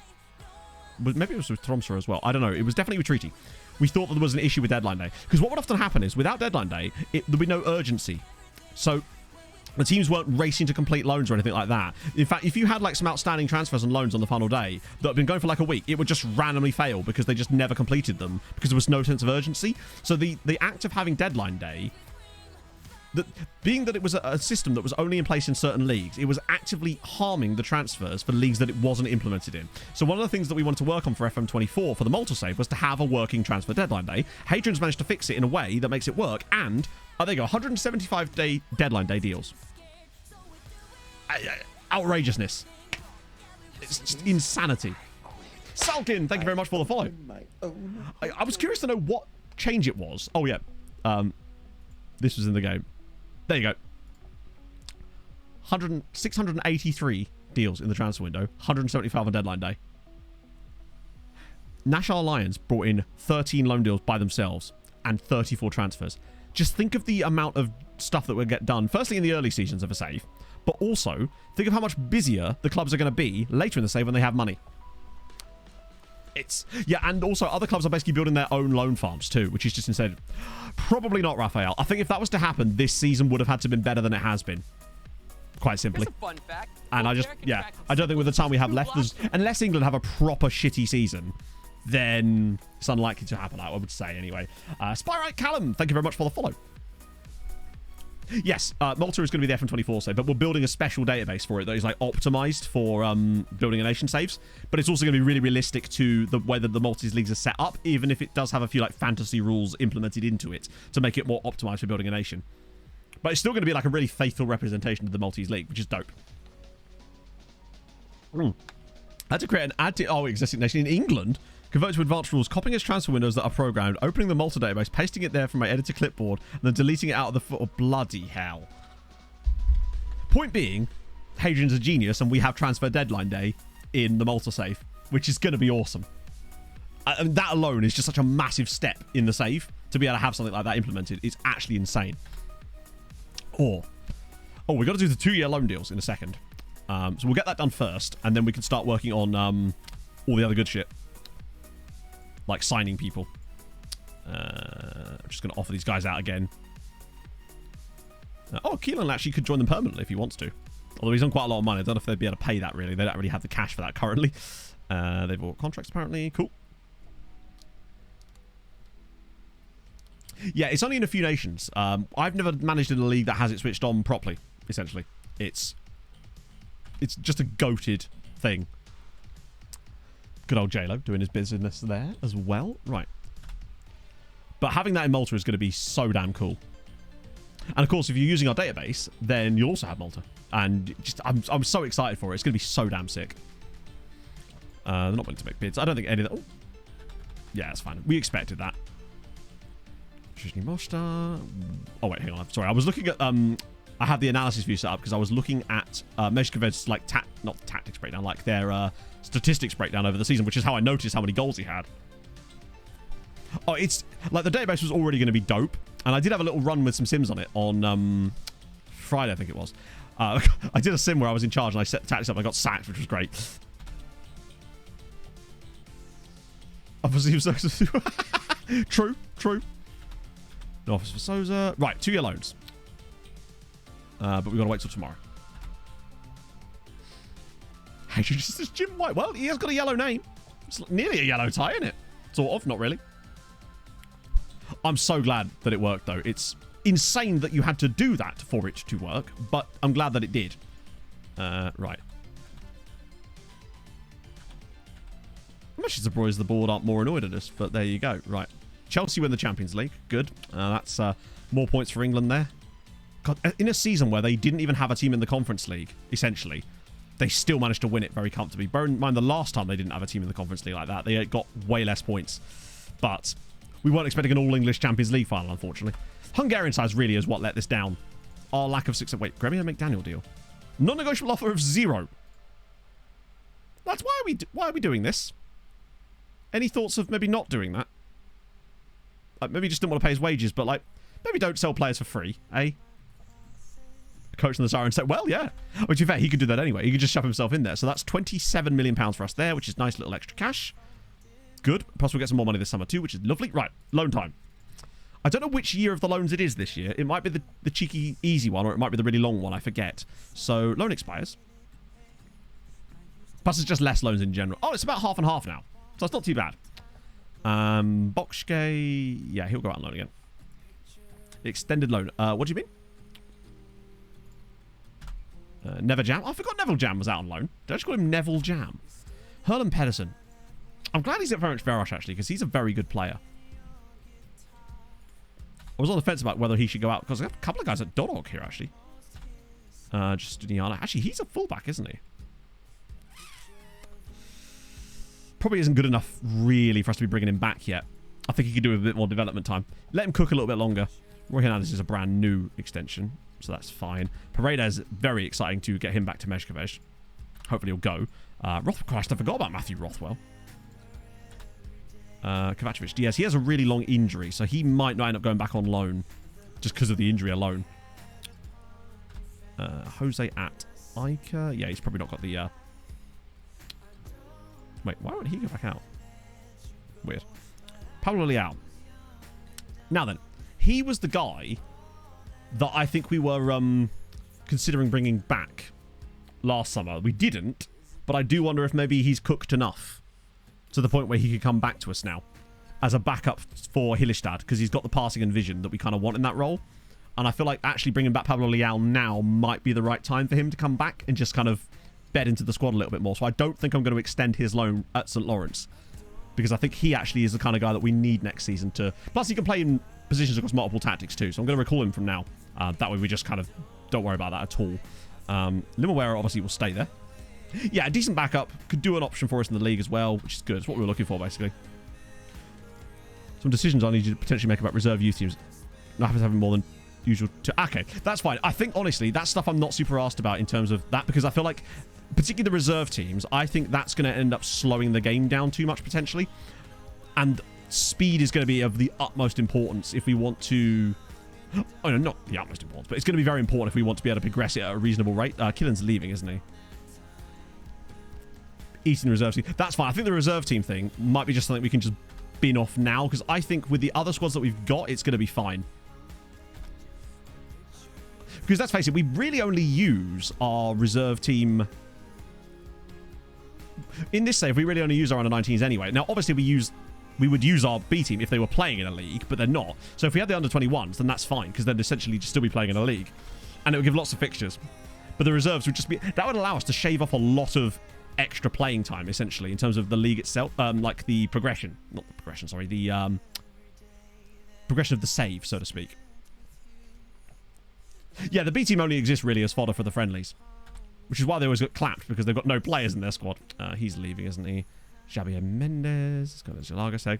Hey, Root. I'm excellent, my friend. How are you? Just very hot. Like, extremely hot. Unbearably hot. LSHA... I mean, okay. Anarith, we were talking earlier about centre-backs to bring back, right? I wonder if LSHA might be a worthwhile addition to our backline next year. To have, say, Laukholm, because we'd have Patrice, Kenyatta, and Wilson Roberto, and then we could have Laukholm and LSHA as backups. And I felt like he would get a reasonable amount of game time here. He's still only 19, but I like a lot about him. And I think he actually might be time... I think he's cooked enough. Patrice is 32, but he's only just now starting to lose a little bit of physical quality, which means that he's still going to be a really capable centre-back, given the sort of Montiel trajectory, so to speak, that he was on. I think he'll be fine for at least... I think Patrice sees us through to the end of the save, basically. I can't see him going more than about 4 more seasons, but I think 3 is definitely doable. Enzo is still only 17. There's no way he's good enough yet for our first team squad. They did win the Conference League, yes. Remarkably. 4-2 in the end. Juan scored a hat-trick in the final, which is just outrageousness. And bear in mind, when I say they won, they absolutely hammered them. Really, Hoffenheim were lucky to get the 2 goals that they did get. The second of which we're still actually a little bit concerned about in general. Like, genuinely. It was a bizarre one. Do halt. And obviously, we do have players joining us this summer as well, but... We've got a couple of, like, flip dudes who I might be able to flip immediately, potentially. Particularly that Danny Rafferty dude, maybe. Ajayi as well. Oh, no, he's already... We're also getting 8 million for Ajayi from Debrecen anyway. So that's good. We're good at what? God, yeah. Uipesh being good. Imagine that. Those were the days. Shit one. Avinson... Cool, he goes back too. It's weird that there are a few players that should be able to extend, but they just can't for some reason. Actually, I find I sometimes have that problem with players that are playing in the 3rd tier. I think it's maybe because there isn't... I mean, there obviously is a window. But I think it's just the game doesn't know how to handle it properly when we do it so early. Tokpa as well. Trying to see if there's anyone else that we... So, actually, another player that we really do need to talk about now is Lamini. Because I think he's ready to come back. I don't think he's going to get much better playing for Zalagaseg, because they, especially with them being in the 2nd tier next season, this guy here, he would give us more backup for both of those roles. And he could even play off the right because he's fast. So I think it's about time that David Lamini came in from the cold as well and gave us more depth to the first team for the next season, because I'd happily play him as the advanced playmaker here, because he's got, okay, only 12 vision, but he's got 15 passing, good technique as well. I'd happily play him up here because he's fast and has good finishing and composure. Yeah, red injury prone is not great. Or we could even play him out wide as a Trek, because I genuinely think he's got the right makeup to be a Trekatista as well. So I think for him, it's about time he came back. So I think Lamini's also going to rejoin us. Hey, Paolo! It's the best part, right? We were just deciding who might come back this year. I say deciding. I think that's pretty much all the ones that I would like to bring back. The rest of the guys are at too big a sides for it to be important. Lomston. God, he plays for Molfevar. They really are awful. What if we'll ever actually even see them in the top flight again in this save? Plus, that would also just give us a lot less things to worry about in terms of who to sign this summer. Radocic. I wonder if these... That might be the first Kishvada player I've actually seen. So we might have got lucky that a lot of the Kishvada loans... There's one over there. Or Akaveke. He might not want to go back. Yeah, I think most of the Kishvada loans, we're very fortunate, were on the other year, which means that if they go back into Europe next year, we might get lucky and they might not leave. Maybe. Look at transfer list. Maybe... Oh, no, I'm definitely going to do that today, Anna. That's the plan. I want to do some attribute filtering and all that kind of jazz. First retract. Wait, what? That's a lot of Okay, that's fine. We'll get the loans sorted first. I think our best bet might be to wait until we bring the players in that we've got coming in. Right, let's make sure he's in the senior squad. Anyone who comes back, straight to the senior squad with them. Wait, he was already in it. A fair one. Okay, so yeah, that would just strengthen us right there. So bring another DM back and another backup centre back who's young and hungry. Move successful. Good. I'm glad he had a nice time. Oh, and Lamini as well. Free on Epic Games Twitch. Oh yeah, so yeah, there's some weird Amazon. I don't know exactly how it works, but I believe it's like there is a way to get it for free basically, which is sick. Just if you want to try it out, right? I suppose. Kostiv, thank you very much for the follow. Ooh, just realised we had a request. Oh yeah, I will check that out in a second actually. Yeah, oh, I'm surprised. Oh, is that what it is? Yeah, it's cool. If you want to sort of just try FM24 right before FM25, I suppose. Just use a squad planner. How dare you suggest these things? Absolute heresy around these parts. Hey, if it gets you a free game, right? Can't really go wrong there. Let's just get these all extended. It's not too many, actually. It's only like 50 this time around, which is not too bad. Hey, Cost. How's it going, friend? You got them both for free. Fair play. I suppose you've got to wait quite a while, but hey, if you've got the time, why not, right? Well, they all seem to want the players back for the most part. I'm just curious to see if the guys that were at Kishvarda might kick a fuss up. On worst case scenario, we get Akaveke back as a new backup goalkeeper. And to be fair, our goalkeeping depth is not spectacular due to, obviously, the sales last summer. Right, nearly there. Champions League award winners. Anyone in there? Just one player in the... I mean, to be fair, I can hardly blame them. We were crap.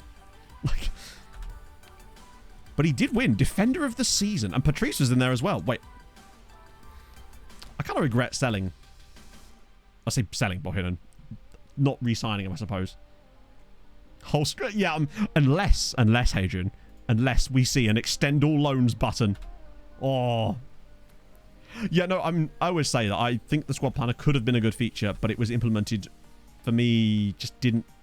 It was missing a lot of things that I would have liked to have seen in it that I think could have made it actually a goated feature. There's so many like things that could have been attached to it that would have made it so damn good. Budapest accept bids. I don't care about that. Wow, okay. Mostar. Okay. Noticing a few less clubs are actually producing players, weirdly.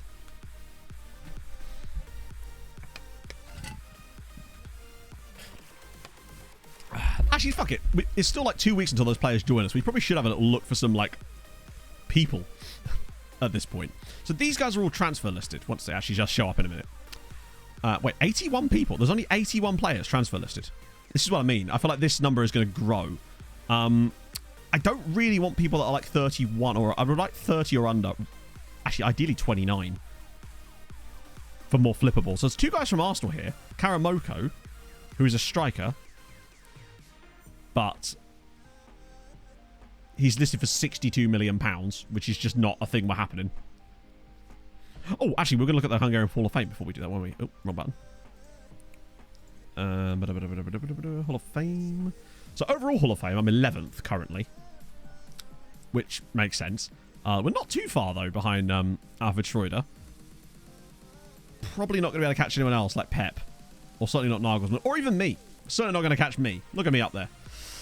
It's so strange, isn't it? Yeah, it'd be nice to get rid of the other version of me. Continent, up to number 10th on the continent. Worth knowing as well that there's actually a third version of me. And this was the save that I did at the start of FM, where I was just simming to test out building a nation stuff. I won a Champions League without ever managing a match. Please do not shoot me with a capybara bear. I will do what I want, Dom, but thank you very much for the 2 months. I appreciate that. Hope you're having a lovely day. So yeah, that was that's when I got Dinamo Zagreb and Croatia to second, which is why I knew that it was possible. And I did that without even managing the club. Like, I just literally set everything to delegate, put a tactic in, and then just simmed. Eventually the game crashed when we won the Champions, just after we won the Champions League. What about... Wait. Oh, it's there, isn't it? Nation? So yeah, as far as Bulgarian managers, sorry, as far as like Hungarian managers in Hungary go, we are cut above the rest. And as far as nationality go, yeah, we're kind of goated on that as well. Right, back we go. Oh, Fabio Lagana. But I think the problem with these guys is they are yeah, they're listed for transfer, but they're 56 million quid, and it's just, they're just not our types of transfers. 25 million for Diamantino Souza. I just don't think we'd be able to do much with these players, really. How dare you, Millennium? 92% Francis Bourgeois was ticked off. Of course he bloody was. But now that you're back from training... Jan Elshik. Oh, Christ, that's one of our former players. But he's listed for... Yeah, this is the thing. I just don't want to pay that kind of money for these types of players. Low player stats in red. Oh, that's in the skin setting. So if you go into like preferences and then just type in skin because it's just easier, you'll see a thing in here called skin colors, which means that you can set different colors for different thresholds on attributes. I just use like anything below, I think it's 5 or below, I use red for, just so that it's just easy to see. That's why I like using red, blue, green, and yellow, so they're all distinctive enough that I can immediately see what's what. I guess, wow, there's an Armenian dude here. Yeah, you can also change the numbers that it actually uses them, which is, as you say, great for the lower leagues. I'm just not sure that this is our best strategy to finding people. Well, Casper Riesum's being transfer listed? 15 million quid. I love that this guy here, is surplus to requirements. They spent 12 million pounds. To be fair, they are still actually trying to get a profit on him. They'll probably sell him, but just probably not to us. There's a lot of guys from like Girmont in here as well. How much is he listed for? 1.5 million. I did watch the Cybermen charity match yesterday. Yes, I did. It's always a good laugh. The fact they made Rage so much money as well is just insanely cool. And I was watching at one point, I had like 2.5 million concurrent viewers, which is just awesome. Yeah, Theo Chakaros is actually quite an alright player, considering how cheap they were. Helmut Isella. They're listing for a bit more, right, surely. Yeah, £7 million. I love that they've got these guys as surplus to requirements, so that's mad. Yeah, the Max Fox only Uno reverse thing was great. I saw some people being like, but you see, he should have used the yellow reverse card because otherwise it doesn't work. And I'm just like, that's a level of Uno knowledge that I didn't know that people could have. Or I just have... Honestly, I don't think I've ever played Uno in my entire existence. So there you go. Maybe I'm the one who's a Luddite. I think that's a bad... I think we need to change this up a little bit. I think we need to look for... I don't think transfer listed is really going to help us in this. Because they seem to be, when they are transfer listed, they're just transfer listed for a lot of money. I think we're better off doing attribute filtering. Not filtering so much. I wouldn't mind just having a look for like a centre-back. Just a big boy, massive centre-back that has obviously tackling enormous. And then heading. And then probably jumping reach, honestly. But actually, yeah, we can see that anyway. God, it's taking a while to filter. I suppose there is 70,000 players because I haven't actually filtered it by centre-backs. That would help. I mean, I could, but I don't know what benefit that I'd have, really, because he's not going to play there. So, yeah. Guy... Random dude... Okay, there's some interesting players that have come up towards the top of this. Obviously, it's just because we're looking at tacklings per se, but... Chaddy... Good old Chaddy here. Chaddy Fak. Which, interestingly, is actually the Tunisian version of Chitty Chitty Bang Bang. It's Chaddy Fak. And he's got good on both feet. I mean, these guys are not going to be great players, I'm suspecting. Takahiro Iwata. Says he's 6'6", dude. Yeah. I mean, he's a 6'6" dude here, but he's just got nothing else about him, really. Fun fact. Oh, he's only 17. He's worth a scout, right? Taller 17. Yeah, I suppose he's young. But that's really not what we're looking for, right? We're looking for existing talent that's already going to be good. But we'll also say, if you do see any like 6'8" monsters, then obviously let me know. What I want to see is greens and blues. Now, usually the first set of players, because it's going to be filtering by tackling first, you're actually going to get worse players at the top because it's looking at players we don't know that much about, etc, etc, etc. Thorak, thank you very much for the tier 1. That's very, very nice of you, my friend. I hope you're having a gorgeous Sunday, or at least one that's slightly cooler than mine, where the heat continues to rise. Oh, I want to see some blue. Or at least some, like, consistent green across some of these. That's what I'm truly looking for. But we'll have to get through this first set of, like, 20s for it to really be that viable, I would say. Do you remember every transfer stream was us just doing this? Oh, God, I wish. Pog and I took the long way home from town yesterday just so that we could sit in the car a little bit longer. national caps. Do you know I if there's a guess, train coming but anytime soon? Oh yes, very like- soon. They are building it now. I don't think that makes much difference at this point, because if we find a cool young player, they're not going to have national caps most likely, and most of them, if they're any good, will just have them anyway. So I don't really see the point. I don't think it makes much difference at this stage. Bekovic, thank you for the follow. With this again, wow, it's gonna be great. Think of all the free, the agent offers, all that jazz. I just want to get through the 20s here, so we can get to some slightly more knowledge. Like, 'cause look at this. Window open closed. I think it's still worse to have it closed, because you're just basically creating a greenhouse at that point. Yeah. Something conflict. Thank you so much for the prime as well. That's super duper nice. I'm burning through this drink. Like, at an insane speed. There's a guy called Prince Idris there, which is just fun. God, there's still 10,000 players we're looking for here. The other thing is I don't want to miss out. I suppose, are we in a position? We could just filter by, like, so they've got at least one national team cap. So it's not a silly amount, but it would just, like, literally create like a 10th. Oh, thank you, Bekovic. That's very, very kind. Welcome in. Well, this looks suddenly a lot better. So yeah, some of those guys will stay in there, but it's certainly gonna. Oh Christ! Plans for later today. A cold bath probably by the time stream is finished. At this rate, particularly as there's not like football or a race to immediately get on. So I'll probably just read some more book, honestly, and eat my giant brownie. That's my plan. Okay, what about you? Oh, Casa Sports. Ah, he's 26 though. Occasionally, you can still find outrageous talent in some of the African leagues that just never get moved for whatever reason, but they are very, very rare. Emmanuel Okeke. It's just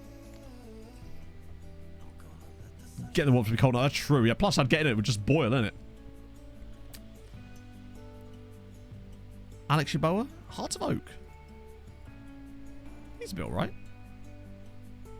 But he's got quite solid, like, setup. There's also that Egyptian centre-back I wanted to look at. Maximilian Brunek. It's really tough doing this type of scouting when we're at the level that we're at, because obviously the only players that would make us better right now are, like, elite talents, and elite talents tend to come at a cost most of the time, and it's very difficult to find that, like, middle ground between the two. Obviously, I'm willing to pay money if the player's good enough, but it's a question of, like someone like this. He's fine, but he's not better than most of the players we've got at this stage. Actually, I don't even think centre-backs is an area that we're super bothered about, because bringing back the other guy, we've got depth there. What I think I want to do, though, is maybe try and find an inverted wing-back. Or just, you know, an inverted wing-back on the right.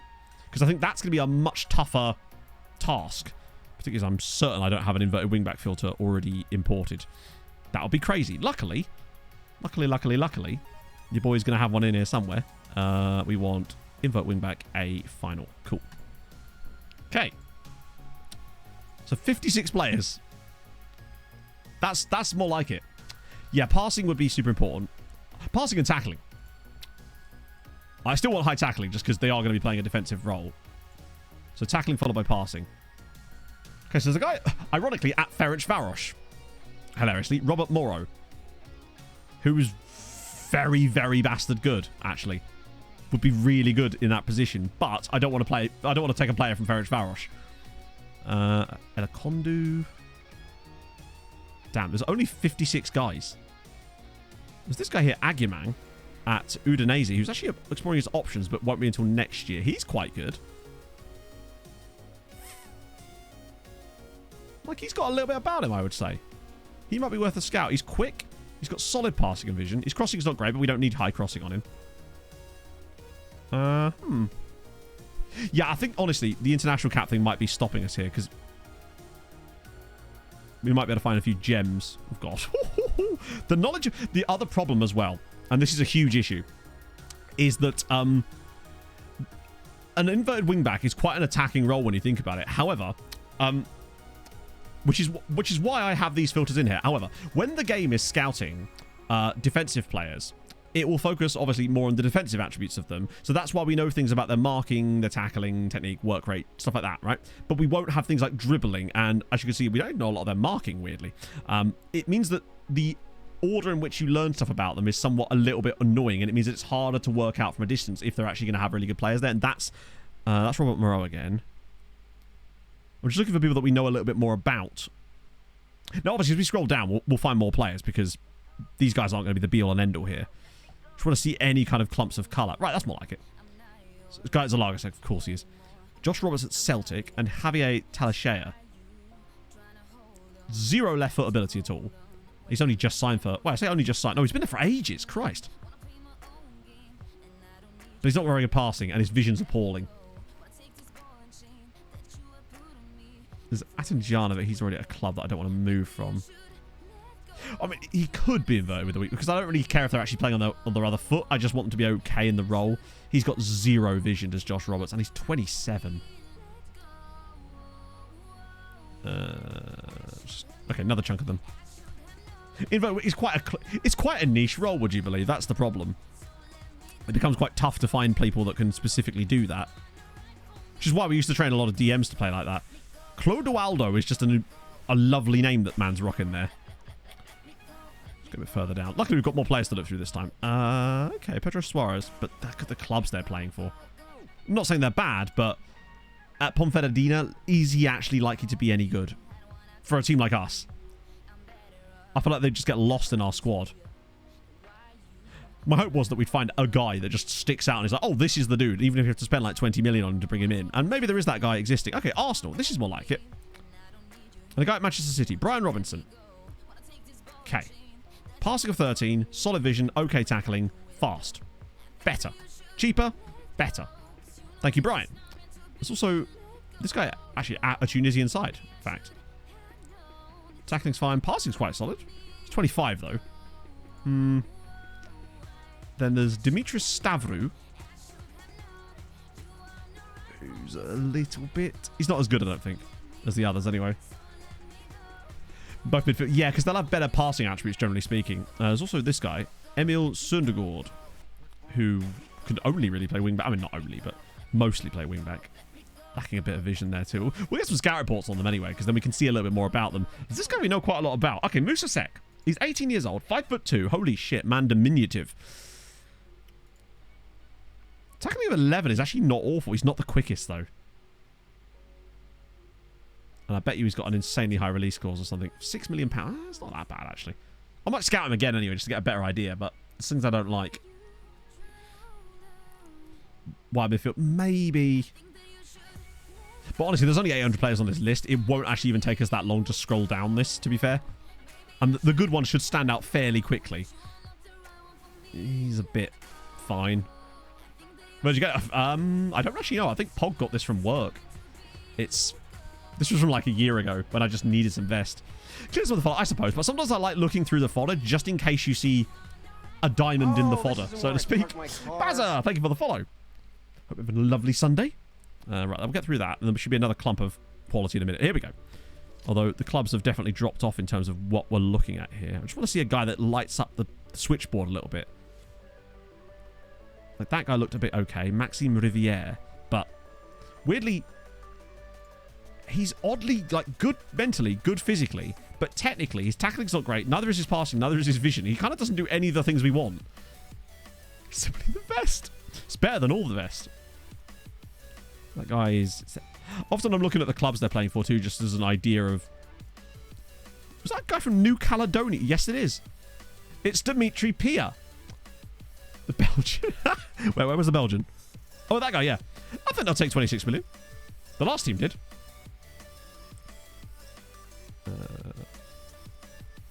Any more for any... Okay. Little clump there. Nicolas Langlois. Okay, he's at PSG. Oh, yes.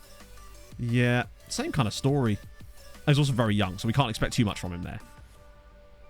Ricardo Coronel. I think I looked him before. I think he might have been from the Next Gen list, actually, now I think about it. Actually, no. There was definitely a guy from Olympia on the Next Gen list, but I'm not sure it was him. Okay, some blue there. Independiente. Okay.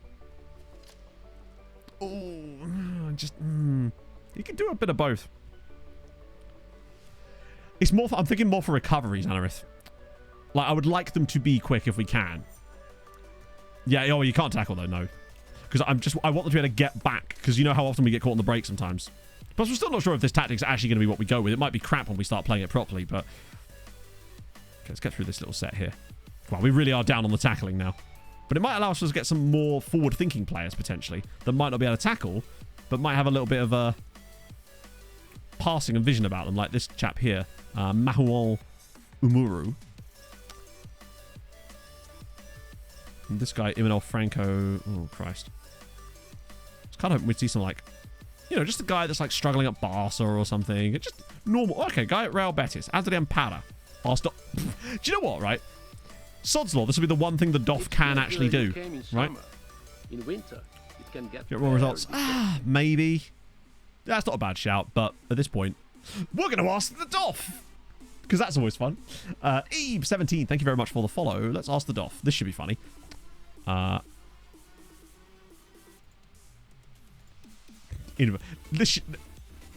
Wow, no players have been found. Imagine. Crazy scenes. Anybody? Does he know of a single inverted wingback? No, he doesn't. Right, okay. Let's just go all roles then. Transfer. Wingbacks. Wait, bro. Are you what? You're telling me he can't suggest me a single... Oh, he can. That was just a bit glitched. Right. So he's found 3 for us. Ironically, all 3 of them are players we've already just looked at. Right. So there's this guy, Reichlerner, who I'm fairly certain we just looked at. Who is he wanted by? Some quite decent teams. Then there's Rafael Angerman, who's the guy from Udinese, who was probably one of my favourites of this so far, honestly. And then obviously there's the guy we were just on. Omuru. You can cross a little bit, though. And he's reasonably quick and good on both feet, which could be helpful, particularly if we train him on the other side as well. You reckon defensive winger? As if he's going to know of any defensive wingers. Mahugnon is good to say. I do like that.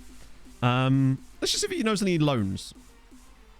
Oh, hang on. Am I going to have to go off with them on this back again? Because I feel like... Best life score so... I use FootMob. And OneFootball. I actually use both of them. Any loans? Right. No loans. No end of contracts. No free transfers. Yeah, he's... Yeah. He has very good... He has very similar taste. It might not be good. I kind of like Aguiman. Of the 3, he's the one that I like the most. Like, he has the best passing, tackling, and vision of all of them. Oh, other than this guy's got better passing. But he's also vastly more expensive for a player who's... And he's on way more money than Aguiman. I like him. Let's progress a little bit, but I quite like him as a player. Do you know if there's a train coming anytime soon? Oh yes, dear. very soon. Blue Nose, thank you very much for the follow. Now. So you were already following. This is a different Blue Nose. I do apologise. Right. Let's do the also start members. Okay, cool. It's going good, Alkner. How are you, my friend? Other than probably warm, I suspect. Red and Darren, thank you very much for the 11 months. Almost a year. It's true. Almost a year. Oh, God. Hey, what the hell? Oh, it's Wiggly. Wait. Right, yeah, sorry. I forgot we signed up for Physio just because he was called Wiggly. It's not the same guy. It is a different Wiggly, I should stress. Very important to make that distinction that it is, in fact, a different Wiggly. Is that the guy that we're looking at? Yes, it is. This is the... I wonder if we'll be able to sign him now. No. Okay. He's that Egyptian centre-back that I want to bring in. Ethiopian wonder kid to play there. But I just think he's so good in the role that he does play. I don't think I'd want to waste him. Let's have a look. Let's see whether he could actually even do the job. He really does lack a lot of dribbling ability. And honestly, his passing and marking aren't that good anyway. And he's not super fast. I don't really... Nah. I feel like we'd lose a lot of his, like... We'd have to use a lot of his quality to actually do that. Jizzy. Well, so Jizzy's been complaining a lot lately about wanting to go back out on loan. And Dora said, hell yeah, lost 3-2. Well, it's, to be fair, a 3-2 defeat in a European final is somewhat of an experience around there of that. Yeah, that actually made him the top scorer out on loan as well with all that. Don't wear shorts. No, it's not very long vest. I hate those ones. It's quite... It's a little bit longer than a t-shirt, but eventually it's just a t-shirt without sleeves, isn't it? Because I suppose that's just what a vest is. But it has more of like a t-shirt neckline. But anyway, I have some other vests. It ain't it. Okay, so now the loans are starting to go through. I'm sure we'll find some players in the team reports too. It's tough because apparently a lot of people have got here come the loans. Oh dear. Right, here we go. But McGregor's gone back, so that's good. At least that shows that they're going to be... Just get the league over again. It's weird seeing, like, UEL, UECL, UEL. 17 play, 51 points. Holy shit, fair play. That's decent. Oh. World-class striker. Damn. Yeah, hopefully we don't have to do that. Although what I do want to do is start putting feelers out about the players I want to sell. Maybe even starting to drive in interest for them now. That's national team scouting. What are you doing, Matt? Because I think we need to start getting the interest in them soon. People like Diakite, for example. 32. Yeah, I mean, I'm hovering around 31 now. So it's not gone up as much as I thought it was. You know, it's the tattoo. Oh, it's my tattoo. What is wrong? Because it has more lines on it than it should do. It's basically just like a musical note thing that goes all around my arm. It's part of the many dumb tattoos I got when I was 18, basically. So, Diakite, I think we can start trying to farm him out. High wage demands. 22,000 quid a week. But sure. Hopefully we can... what is the song? Oh, it's not any specific song or anything. That's what makes it even stupider. The only reason we found out that it had the wrong number of lines on it is because my friend who could like read music, she was trying to read it and she was just like, Matt, what the hell have you done here? So there you go. Oh, God. How's that happen, Adrian? Bloody Northeast wins again. Boothby as well. He definitely needs to go. Yeah, like, I haven't had a couple of... Well, when you could play it, I suppose, but I don't know what it would sound like. To be fair, the conversation simply dipped from what song it was to what have you done quite soon after that. Get a Spotify QR code. Oh, yeah, that seems like a great idea. Be on the wall up here. Hey, that's your wall. You be nice about it. Yeah, so I think we offer Boothby out. Because I want to get those wages off the bill. Same with Ramirez. But they are wanted by clubs, which is the key. Where's our other boy? Eduardo Ramirez, yeah. Good player, but with the money he's on, he's definitely got to go. So those three are the ones I want to get rid of. That would earn us a load of cash too. Chelsea an offer for Ramirez. Please don't tell me they're going to lowball us on him. They're going to lowball us on him. Oh, wait. Porto want... All right. Let me try and get 12.5 out of them. All right, 12.25. For a guy that is 30 years old, we paid nothing for him, basically. He was only worth... We were getting bids of £2.8 million for him from Manchester United in January. So to sell him for 12.5 here, I think is a solid deal for us. Probably could have got a bit more, right? Atletico for Boothby. 20 million. What about 25? I'll take the installments, but... Ah, fuck.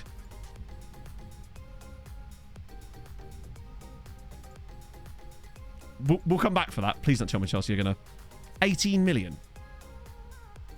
Come on, lads. You have to do a bit better than that, please. At least negotiate with me. Okay, 25 million.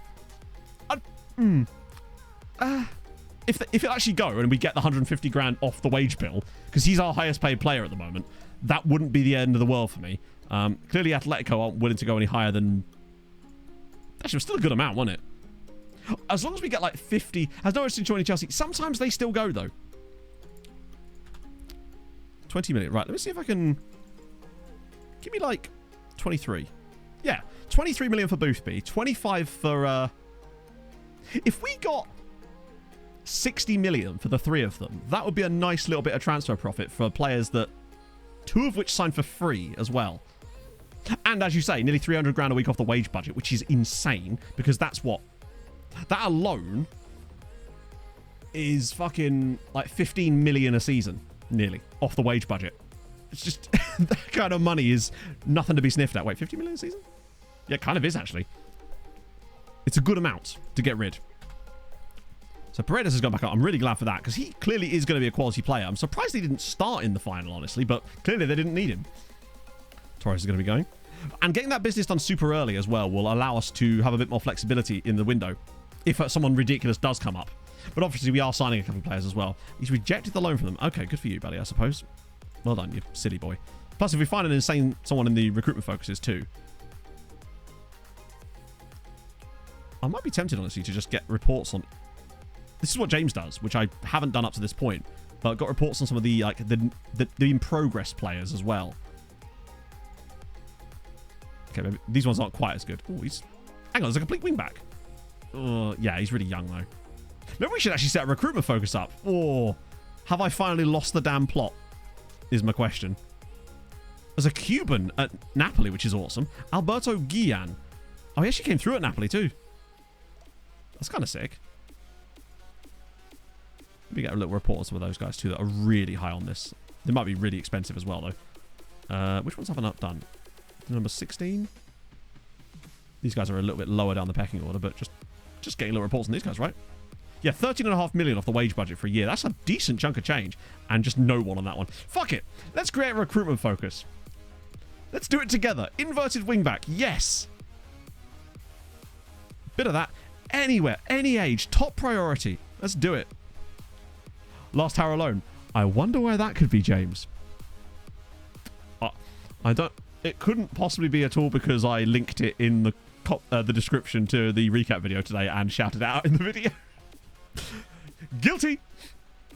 Because we saw like 3 guys using the recruitment focuses over the last year, so it felt rude not to, basically, at that point. So, who's interested? Good. Like it. Oh. Journey so far in Hungary. Christ, where do I start? I mean, I guess at the beginning, right? 1 second. Let me just set this dreadful recruitment focus up. That's almost certainly going to find us nothing. But you know what? That's part of the fun, isn't it? So basically, well, I've been running videos about it on a yearly basis. But obviously, that's a lot to explain. But basically, started in the second tier of Hungarian football. Got to the top flight, came second in our first season of the top flight, managed to win the league in season 3. We've won the league every single season since then, but that isn't the point of the save. The idea of the save is that we're trying to make the Hungarian league the best league in Europe, i.e. to get it to the top of the coefficient charts, which is this, which is what decides how many teams certain leagues get in European competitions. Now, currently, we're actually sitting second, which is the highest I've ever got a team to, and we have been here, I think, for the last 5 years, but catching England is the biggest, like the white whale, I suppose, and we are Moby Dick. Terrible analogies. Stay with me.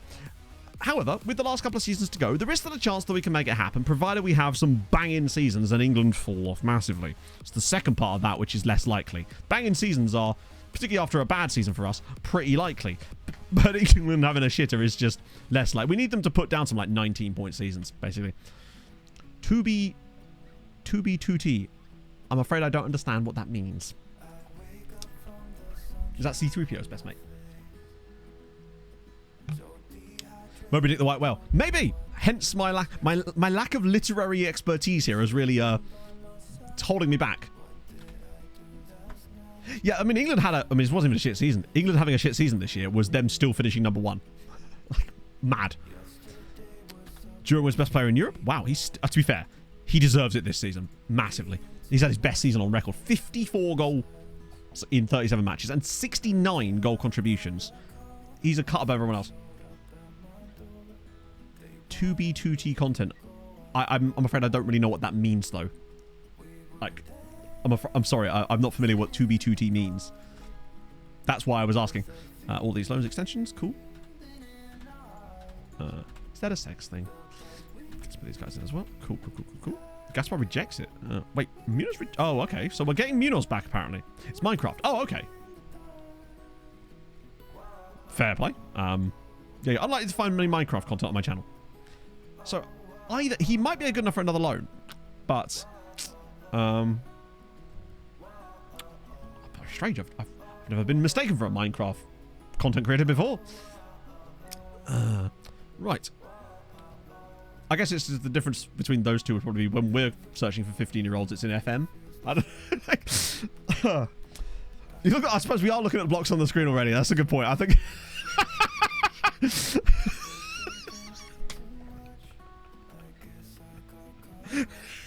Had to be done. Oh dear. Save in Portugal. I have actually, yes. We did a save in Portugal on FM 20 with União de Madeira. Two games are they're very similar. You're right. Back for my favourite saves ever. Actually, was that Uni one. Oh dear, it's the vest. Ah, it could be the vest. True. That's probably it. I mean, actually, it's not just Ben, because there is like an FM content creators Minecraft channel, like Minecraft Discord and a Minecraft server as well, which they are constantly being like, "Oh man, you should." I'm like, no, I just have no interest in Minecraft. The amount of times that they've tried to get me to play, I'm just like, ah. I probably should, just so that I don't see like, you know, the social outcast that I am, you know. Literally, but this is true. You could. Actually, it's true. Wait, what?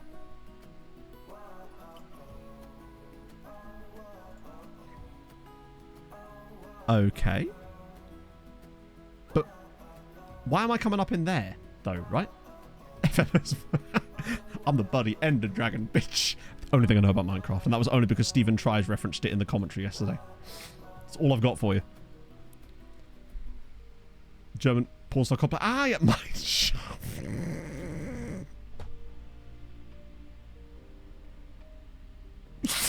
Do you know, Millennium?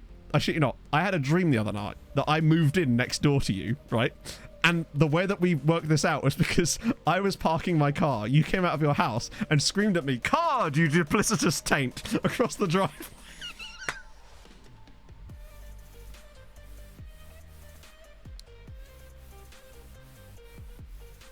Sorry.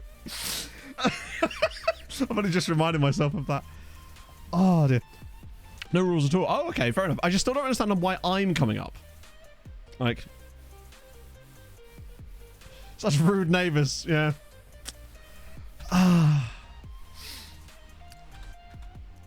Extend those. Cool. The heat is definitely getting to me. Honestly, I'm not opposed. I might even do like 3 hours today because it is getting stupid in here, chat. I promise you. Like it's. I don't. Hard to explain.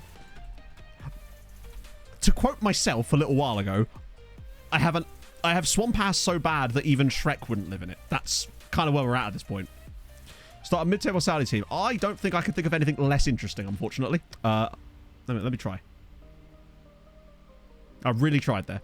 No. I mean, hey, if someone wants to do that, crack on. Good for them. That sounds like something I would be absolutely bored to tears doing. Not in that vest. Yeah, but that's fine. You basically, Anna is actually just here to monitor me for the government. The air ducts on this. To be fair, it does have quite a large, like, side bit here. Why am I doing that side when literally it's... So, it does go... It's quite a deep cut. Not as bad as the other one. The other one comes down like my hips. It's never bad. I'm hoping we get some thunderstorms. Tomorrow's apparently supposed to be fine. Although tomorrow I'm going to be doing a lot of chauffeuring because Pog has like a 2-hour dental appointment because she, being the Clumber Spaniel that she is, chipped her tooth. So that's going to be fun. That being said, actually, Pog and I both bought new toothbrushes. Because this is a big thing that you need to be shared with. They are cool. My mouth has never felt so damn clean. It reminds me of, you know when you go to the dentist and that feeling in your mouth when you come out the dentist where it feels like someone's done like DIY in your mouth, but in a good way. So now you've got like an MDF cabinet holding your teeth together. And Lawrence Llewellyn-Bowen's painting the room. It was like that. And I've never had that experience using like a normal, regular civilian toothbrush, you know? For you to say that, no, I haven't mentioned the company. I've told you nothing. Everybody's belt. I'll do it just for you, Anna. You're right, the heat's getting to me. Hot diggity dog. Gatekeeping toothbrushes. I'll tell you what it is. It's a company called Spotlight Oral Care. It's like one of those Sonic ones. It's dope. Like, genuinely really, really cool. Took some getting used to, though, from going from a normal electric toothbrush, the ones that spin, to this, because every time you accidentally touch it to your lip, it's like, it's, that has taken some getting used to, but so far, I'm really happy with it. Feature wall in your mouth now. Well, you know, maybe. Maybe. Sweating like a priest at a Wiggles concert.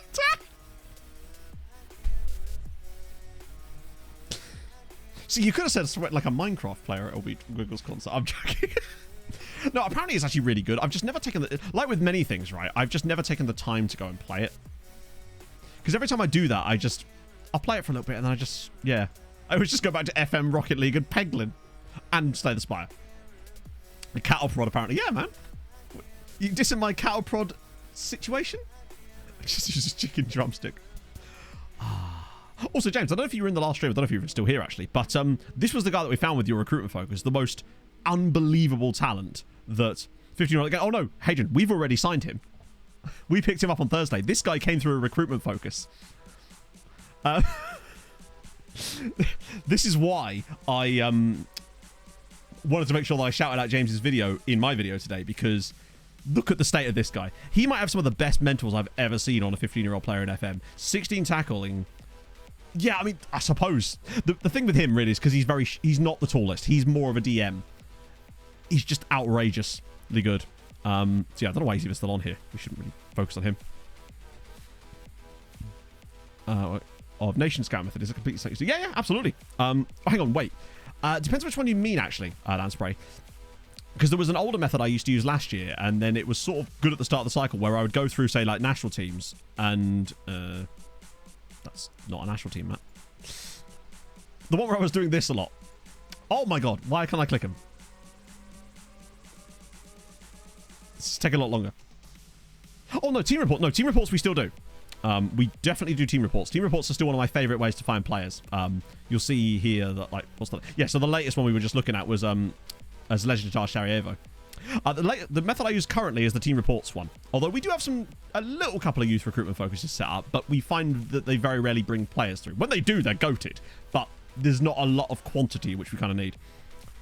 Guy Aldox Italiano. I think I might have got a scout. Why did I have a scout upon him? There was definitely a reason. But hey, 5 stars, a team like that. 16 though, he probably won't talk to us yet. Yeah, I tend to pick the clubs from the national team. I haven't done that for a while because we've kind of just been running through. I have like 1,000 of them set up, so at this point, I kind of feel like I've got most of the bases covered. Right, let's go through these. Dylan Del Hay, we wanted to sign him, but I think they're still asking for too much money, aren't they?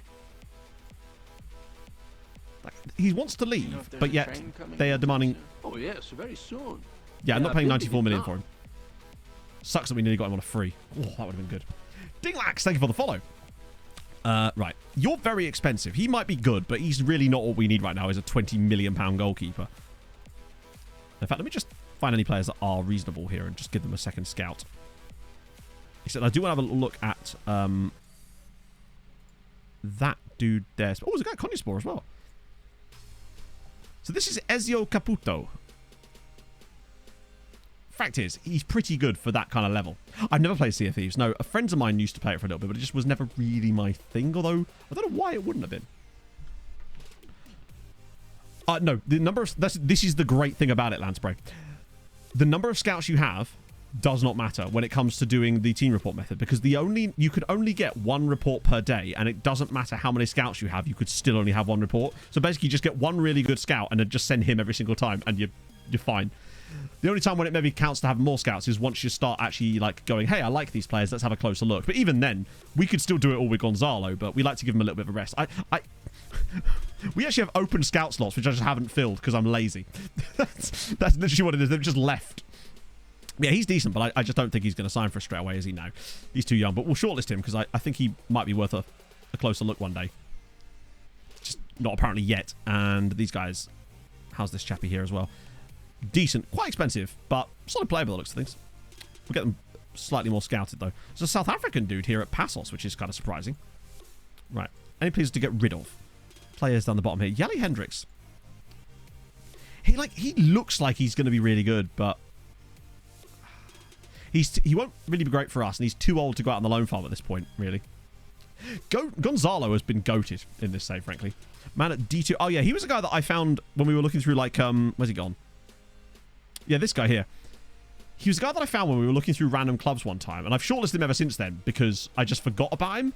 But he's a really weird, like, can we even sign him? Oh, we actually can. Fuck it. Might as well grab him then. I think the only reason we didn't sign him back then is because we weren't allowed to, and he's all right, I suppose. He's just got really weird attributes. Like, they don't really seem to... But fuck it, we'll have him on a free. He'll be a nice one for the loan. Oh, he's actually got English second nationality. Oh, only a 2-year contract. Okay. I'm definitely not giving him a 15% wage right. No, we might not need that. I might just be able to get away with that. Yeah, thought so. Cool. Take him on a free, right? Furthest we've ever gone was 32 years. That was with Treaty. I don't know how we managed that either. I'm trying to work out how on earth we got through that many seasons with Treaty, considering how hard I've been hitting content on streaming this year. Hence the definitely needing a 10-day break in a couple of weeks. I'm just trying to work out how on earth I got through that many extra seasons with Treaty United. It doesn't make sense in my head. These guys are not great. Him we're going to sign anyway. Less games? I mean, no, I think there was actually more games. I think Ireland had a 36-game season, I think. Because it was a 10-team league. Yeah, it did. Ireland had a 36-game season.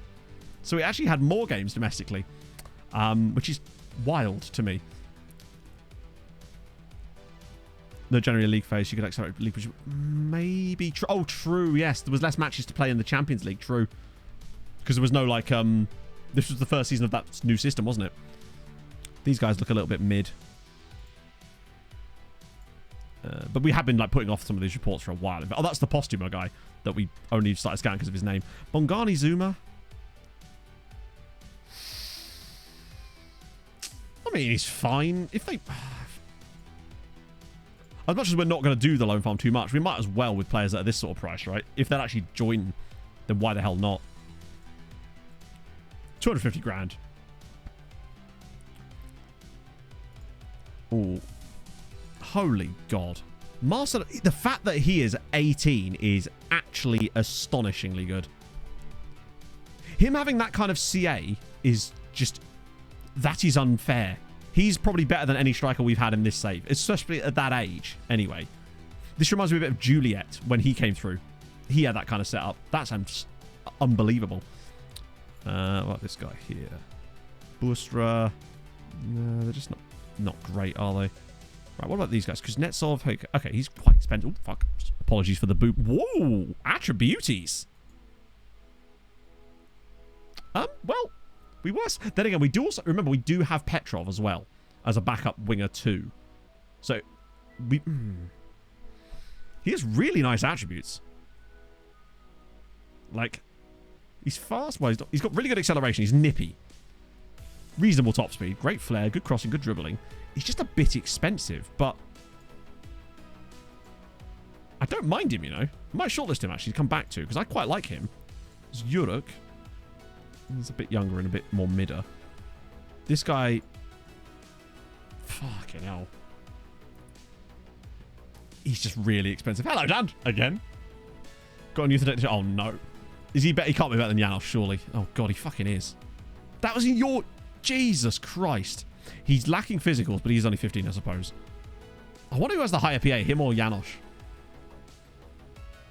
I'm really looking forward to finding that sort of information out. Although he does look better, honestly. Juice Postuma when I hear that. Oh, is that? Oh, so, okay. It's no, not common name, but a name. Countries sometimes stop having youth intakes when you get deeper to save. Right. Funny you say that, Marcus, because what we've been noticing is that when we got to the last round of Danish scouting, almost all of them seem to have 0 players in their youth teams. And I don't really know why. It's Denmark I've noticed it in the most so far. But yeah, don't know why. But the last round of scouting in Denmark just had no players in it for some reason. Even like the big clubs like Midtjylland and FC Copenhagen. Bosnia was also fairly empty too, yeah. Although that sometimes does happen. But usually not at clubs like, you know, Mostar and Sarajevo. Esten Sandberg. A Sandberg from northern Norway, you say? We've certainly found good Sandbergs before. But I don't think he's great. Particularly if we're not looking... We're probably just looking for, like, real stars here, I guess, aren't we? Rather than... Right, you. Latora Motu... Bloody hell. He's a bit of alright. Considering at 18... Now, how much they would want for him is a very different matter. Given that his attribute range... Not his attribute... Like, his value... And this is only going to get larger as well.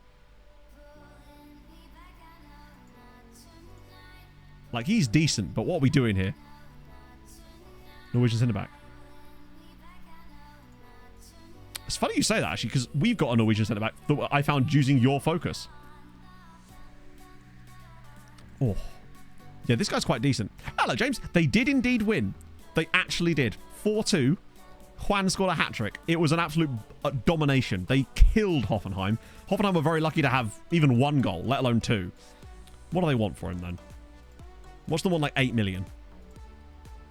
I actually think I'd pay for a player of that kind of quality, I'd pay 4 million for him. He's got nice attributes. What about you? You're very cheap. Madidilani. Interesting that and then again, I signed Lamini and he had high injury proneness. If he's cheap enough, wow, he actually would sign for us. Fuck it. Some of these guys we've clearly been looking at for a while. It's about time we actually took some action on them. These guys probably not. Prices. Noah Verhagen at FC Heerenveen. Okay. He'd have to be really good. Very well rounded, yeah. He's... It's not bad, I guess. He just really lacks a yard of pace, which obviously will come in time. Carlos Alberto here? Oh, he's a centre-back. No heading ability, unfortunately. Packers, thank you for the follow. He's got very good mentals.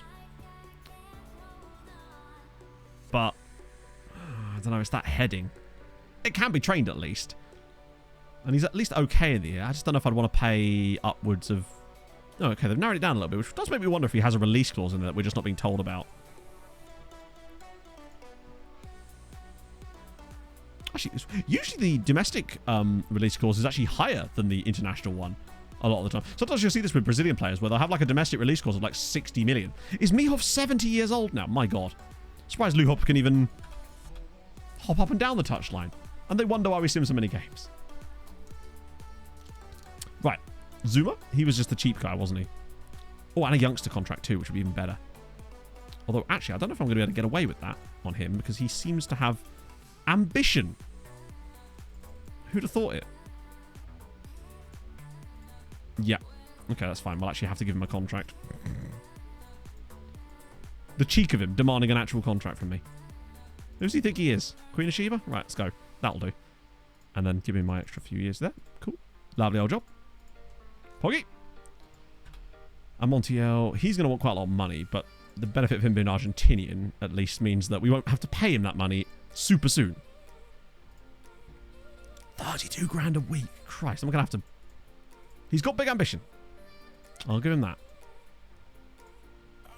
Should better go over like 35 there.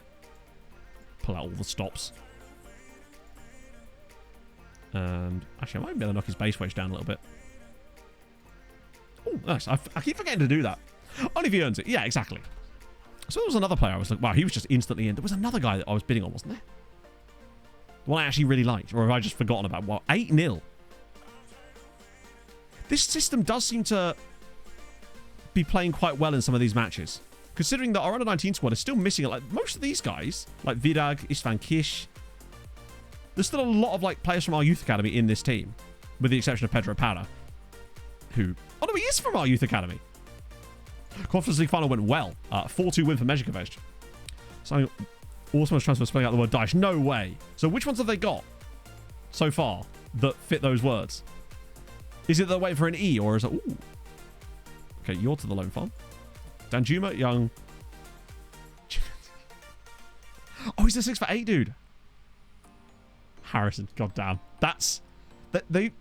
Every club now adding an extra 0 to every single player that's now got an E in their name. Smart plan, smart plan. Bright Willie. Oh, that's... Oh, you must have missed this again. This is what happens when you don't shop on Tuesdays, Hadrian. We signed a guy called Bright Willie. I don't know how I could explain that any deeper. But we were looking through squads as we do and found a chap called Bright Willie. And J-Lo. We signed J-Lo and Bright Willie at the same time. Let's check on it. Ah! That's a good point. Oh, well. I'm sure he'll probably come back around. They always do. Right, sick. 2-star per second. Okay. Mortgage to be disappointed. I know! How dare you? Right, so Boothby's going to Atletico, and would you look at that? Ramirez, who had no interest in signing for Chelsea, is signing for Chelsea. I find that whether they have any interest or not, it's always worth accepting the bid. So Boothby going for 23 million is a really nice deal for us. On a free, had him for a couple of years. He did well for us. Now we get him to sell him at his max. Same with literally one season of Roberto Ramirez. Sorry, Eduardo Ramirez. I've literally forgotten his name already.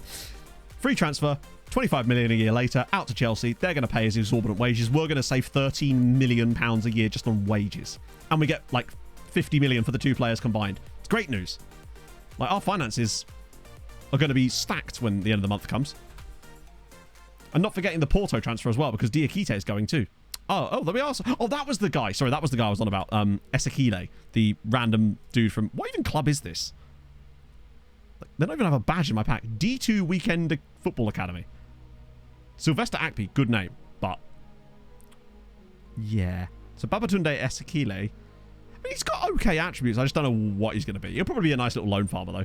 Montiel's joining us as well. Big fan. Oh, like Dare to Dream. Or is that Nigeria or is that Ghana? Might be Ghana. Now I think about it. God, I wish you could set up your own youth academies properly in other countries, like you used to be able to on old FIFA Manager days. Those were the days.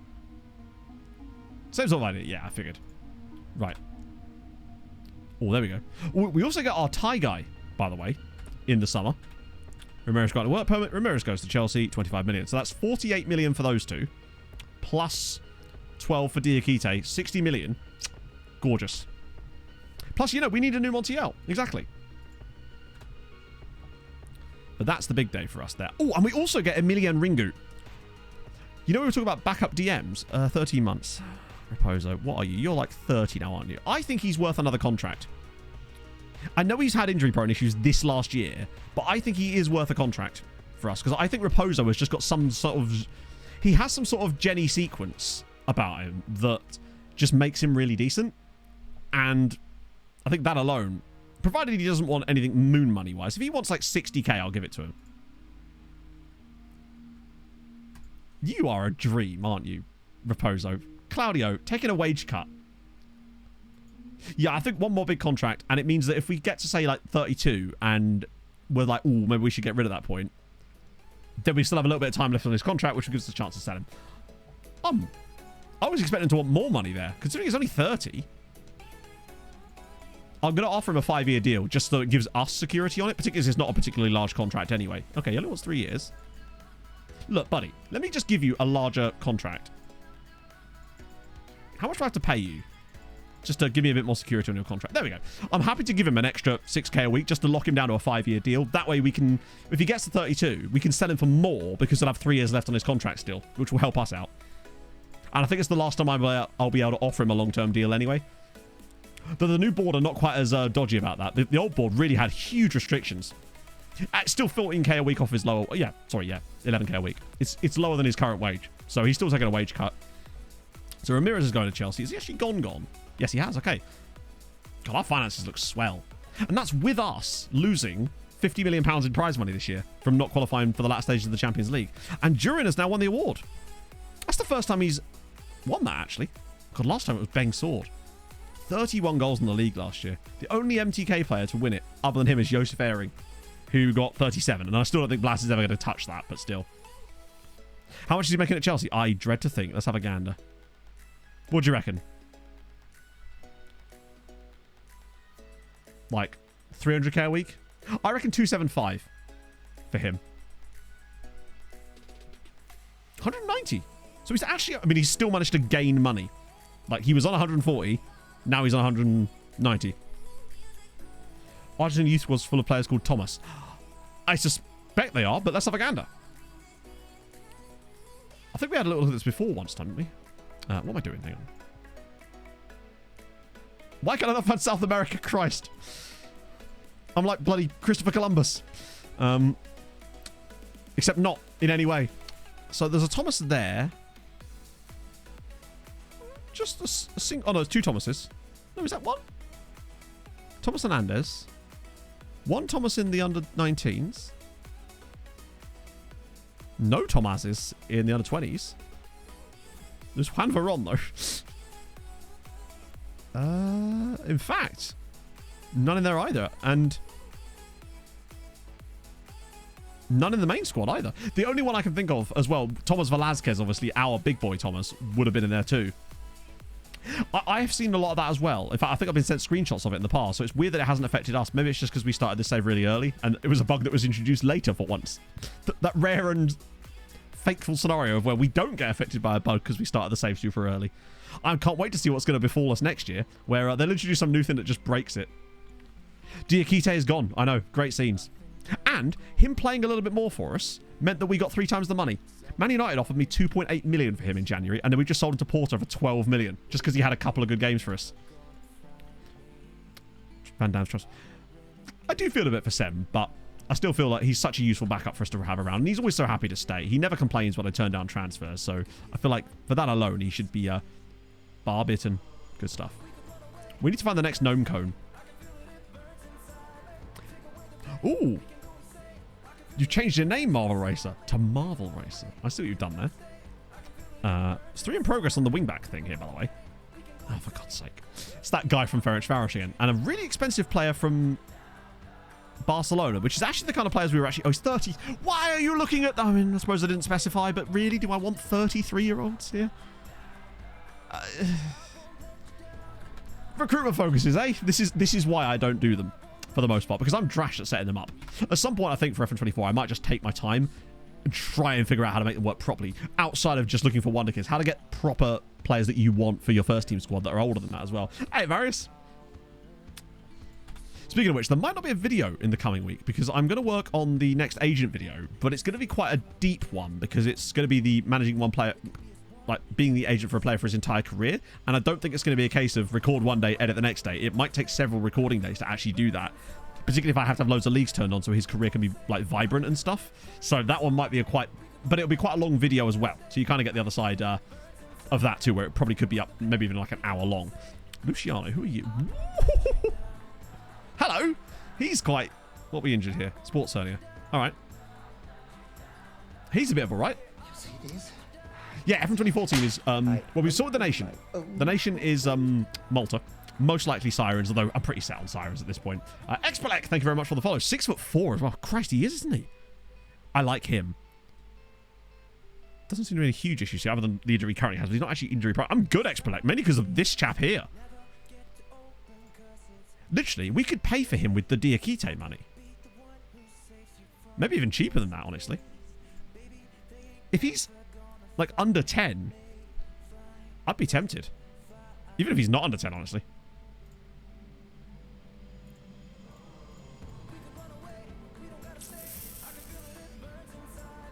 Right, get rid of that.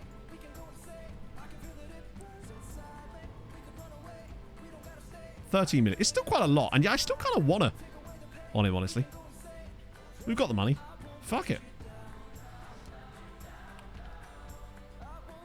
We're going to be doing Malta next year, Kevin.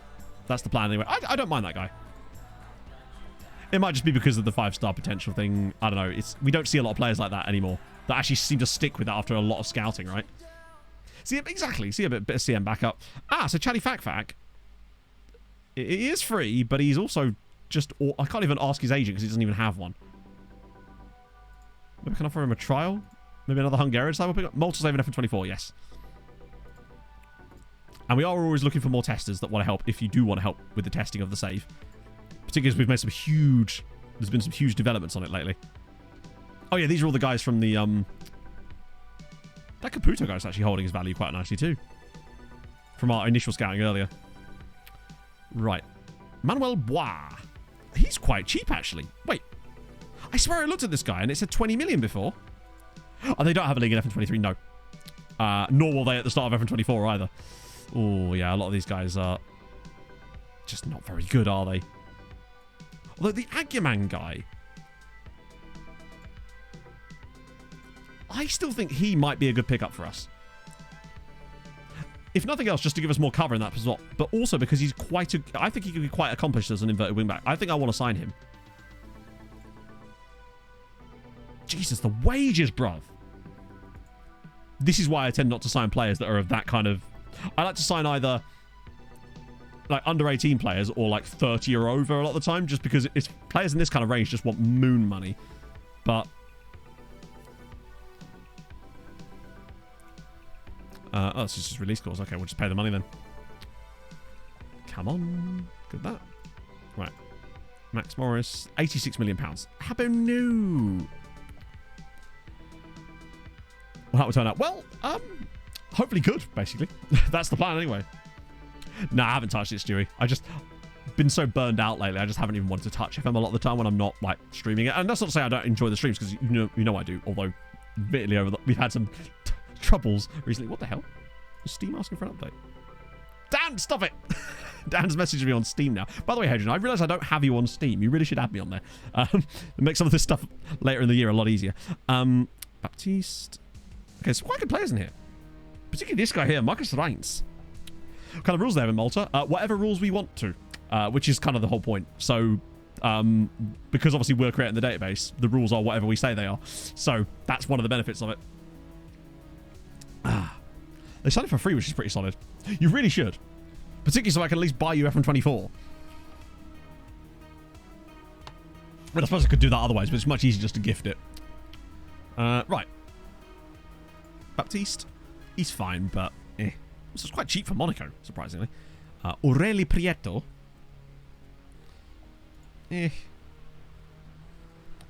Yeah, no, it's exactly that. Burned out with it was less burned out from the streaming stuff. It was more I was finding it harder and harder to be creative when making videos and stuff, because with streaming it's just like it's just an easy thing to do because I really enjoy it and I have a really consistent setup in terms of what we're expecting, right? F24 is definitely not free with Amazon Prime. F23 is, but F24 there's no release obviously for that yet set up at all. But yes, it is still free on Amazon Prime, which is really sick. It was just I was struggling to come up with ideas for videos in the same way. I think the shoulder injury didn't help. It just made it harder to sit in this chair, which notably, right? My shoulder is almost completely better now, which is just so good, even though it's taken like over a month. But fuck me, I was genuinely feeling like I thought I'd done one of those injuries where you never really recover from it and you're sort of with chronic pain in a certain area. I was very scared about that. Can't resubscribe using Prime. Sometimes it's David, it's because certain times of day you have to wait for like a certain tick over. Been away in Australia for 3 weeks, so have missed bloody loads, I imagine. Hope all has been going well. Honestly, what you miss mostly is us being bad. And some success, but mostly us being bad, generally speaking. Let me see if you can find me. Let me just check my Steam. I could just set this after stream, but I'll probably forget. Steam. I don't have any friend requests. That chap in India is going to be so happy, Adrian. Yeah, I don't have any friend requests.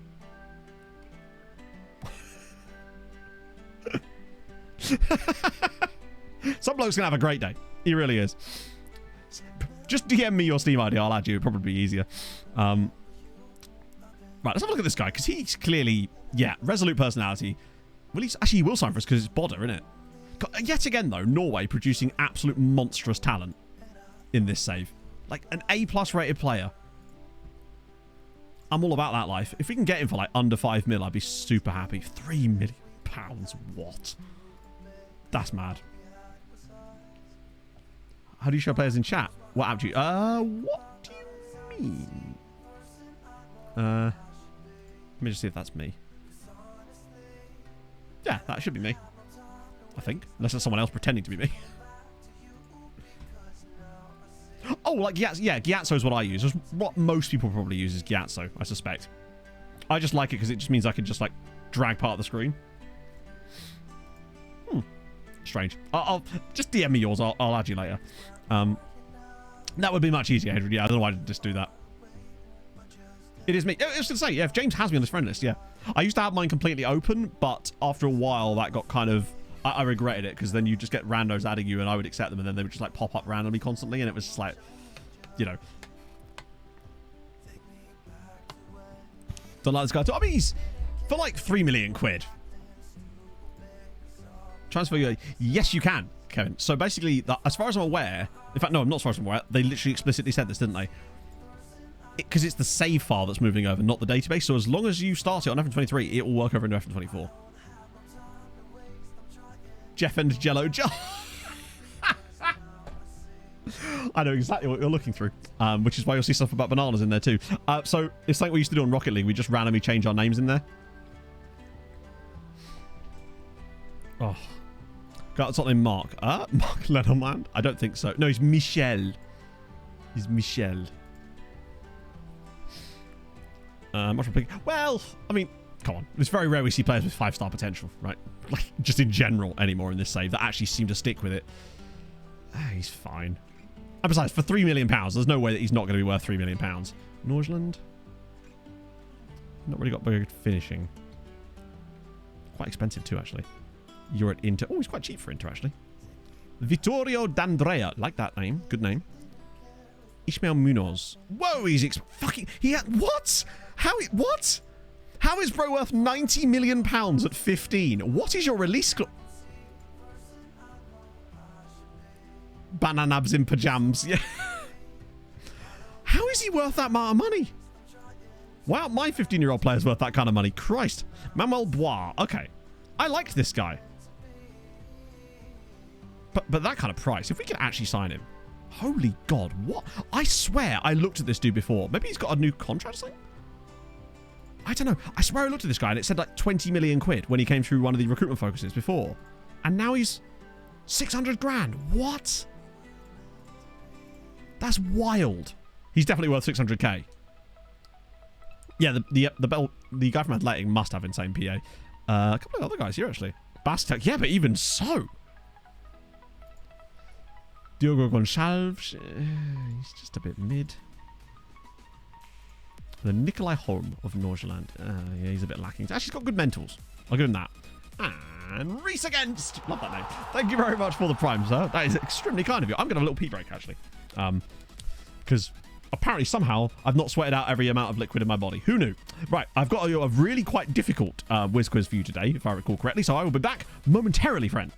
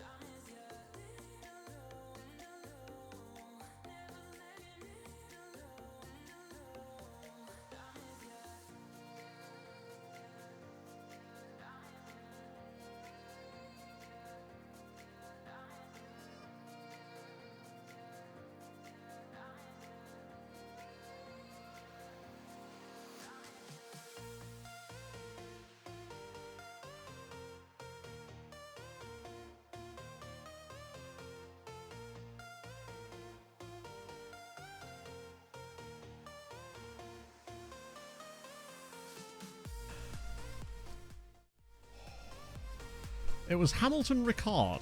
I know some of you got it. Apologies, I was away a little bit longer. When I stood up and went out of the room, I damn near collapsed.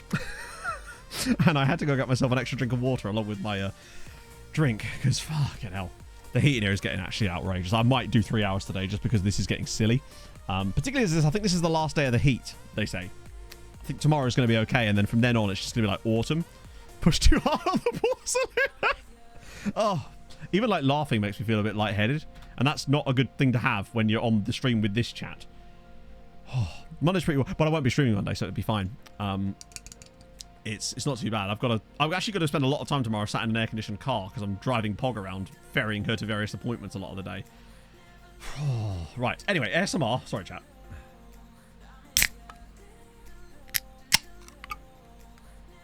It is going to be nice. We're definitely going to have, I know I said this last time around, but there's no longer things holding us back. I might even be able to get it for right at the end of FM23 for us to move back over to having proper music on stream again now. I know as far as I know what Husby, but I would like to think so. But so far, I've heard nothing about it. Obviously, if I had, I couldn't tell you, but I honestly haven't. Oh, Walking Freeze. That would be the dream right now. Wow, I just picked up a lot of people from that, didn't I? Okay, what are we saying on him? Oh, yeah, he's the really expensive Brazilian. Do like a bit of him. 2-year contract. Bruv, come on. Meet me halfway at least. I think it's because he's 17. If he was 18, I could offer him a full 5-year deal. But I don't know. With players like that, I almost don't want to wait because I think he actually does look really decent. That should be fine, right? Yeah, sick. One done. Oh. Maybe they just didn't invite me because I stank out the place last time. I rocked up in a fucking jumper when we went down in June, and it was probably the hottest day we'd had of the whole year up to that point. What a regretful day that was for me. When we went back to the hotel before we went to dinner and that, Nerdphonic made the very smart decision of jumping in the shower during the brief little downtime we got. I thought I wouldn't have time. He was a very smart man. Oh. Yeah, maybe. To be fair, I think a lot of that stuff like has caffeine in. Actually, those might not have caffeine in, to be fair. I know Iron Brew does, which is annoying. Darcher with the 41 months. Bugger me. That's nearly 3.5 years. Thank you so much, man. And Davey as well with the 3 months on top of that too. Together, it's 44 months. Also, 42 months subscribers get a new sub badge, which you'll actually see on my name. It's got that little one in the corner. Now, that's the... No one's seen that yet. That's the 42-month sub badge. All the features on mentoring. It's all mentoring and meetings about mentoring. How are you, Darcher? Oh, dear. Join him in the chat. I wish I had at this point. He's a sexy man. Right. Oh, yeah. No, he actually is. I was like, why does he want that? But, of course, he is literally a squad player. That's why we're signing him. You're very close, yeah. I think the reason I have it is because... I think probably the only people that will have it this month would be me, obviously, and then, like, founders. But then you won't see it on them because they're founders. 76k a week. God almighty, bruv.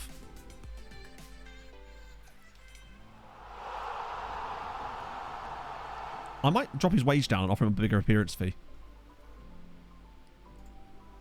Or just he'll ignore me entirely. What? Raphael, buddy. Come on. 65. Stop being a... Luckily, his agent is extremely patient because I'm not. Bruv, have you heard of what negotiate... I mean, actually, to be fair, go on. If this works on 69, then we'll know it was for the memes. Oh my... What? Darcher, thank you very much for the 10 gifted subs. That's extreme. Lock it. I mean, if I lock it in, it will just go red, won't it? If I lock it in, it will just go red. There you go. That's why I don't lock them in. Holy shit. Thank you, Darcher. That's very, very kind of you. So I don't even know what to say. Oh, it looks like we're not getting Raphael Aguiman.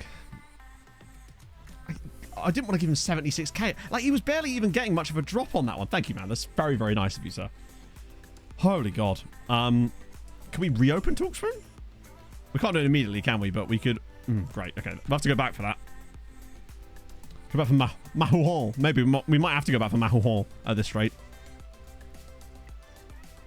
Marcus Reintz. Surely I can give... Oh, at least I can give him 3 years there. Although this guy will have Norway caps before he's turned 7 at this rate. So we've got to be... drop that down. I don't need to overdo it there.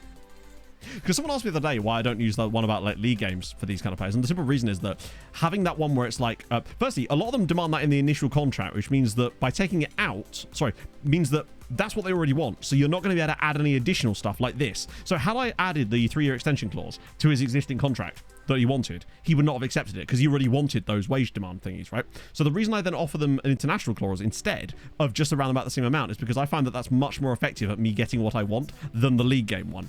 Even though the league game one is less likely to be triggered a lot of the time, you then don't get the 3-year extension clause, and thus it sort of becomes kind of meaningless at that point, really. Oh.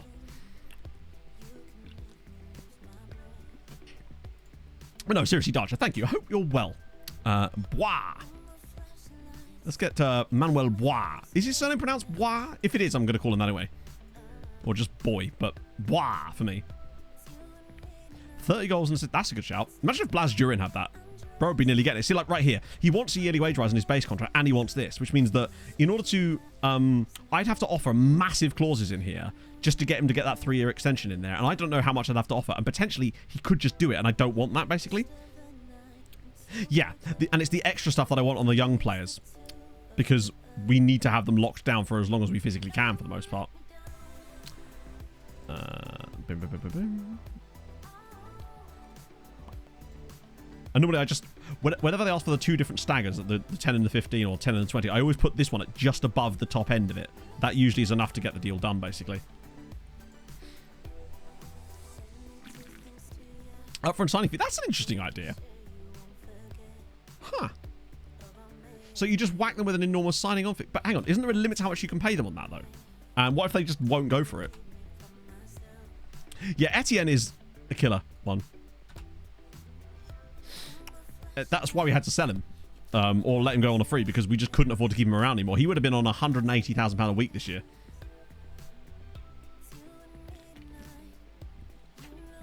Good if the transfer fee itself isn't big. Okay, cool. It's probably not a bad shout for us then in future. Well, I say in future. Lukovic is doing very well out on London Meshkovich, considering. Might have fun eventually. Ah, okay. So you've never reached a point where the game... Because obviously there's a limit to how much you can offer them there, isn't there? But as long as you've never hit a ceiling there, it might be something to try out for the rest of this save, just to sort of see. One thing that's going to be interesting about Europe this season, by the way, chat, is remember, we've changed the detail level for this season.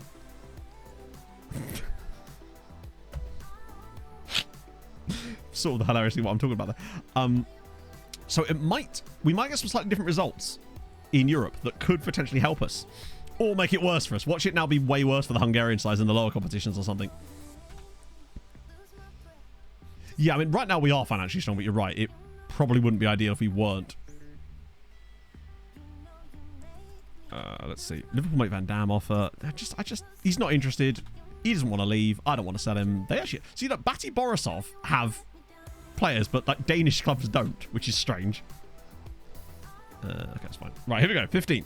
Some of these players, most of them aren't... I'm really excited about Ringu the most. Although the Thai guy... What I would say is the Thai guy is actually a wingback on the left, which wasn't even...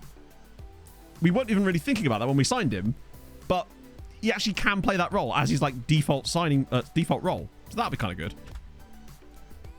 Lautaro is actually a B-rated player by the fans, which is good. Assistant says 2 stars. Assistant also says 2 stars on the Thai guy. Okay. I don't think there's any testimonials. We'll have a look. The only one that I can think of that might get one is... I don't know. I do need to schedule some friendlies, actually, so we'll have a look in a sec. Let's just quickly check now, actually. Nah, no testimonials, sadly. But I can't... Oh, no, I can't... Yeah, I can't put them in there anyway. That's what it was. Right. Go on, Thai dude. What are we saying? You know what? For a guy that actually can play wingback, 4-star is not bad, actually. For 800k, I think he might be worth just keeping around at this stage. And we've got our Thai guy, finally. Fabio, what are we saying about you? Yeah, he was the cheap guy that we got for 55k from Brazil. So, the fact that he's worth nearly 10 million quid is pretty all right. I might put you on the loan farm, though. I don't think he's going to be able to do much for us just yet. But for 55 grand, can't really complain. What about Lautaro? Solid. Definitely will go out on the loan farm as well. I think someone will want him as well. Maybe like a color like Meshkovich could go after some of these guys just to pack their team a little bit more. All right, Ringu, he was the one I was really excited about. Oh, he keeps that 5-star potential. He's very good, by the way. And wasn't an overpriced Belgian. He was only 10 million, and I think 10 million is good money for a player like that. I'd say senior squad for him. I reckon he could actually... How long's your long run, Lavinio? I like him. Him seems to have some quality up there. Definitely more one for the loan farm, I'd say. He's already got Chile caps, though. So he can't be too bad of a player if he's already got Chile caps at 18. And a goal.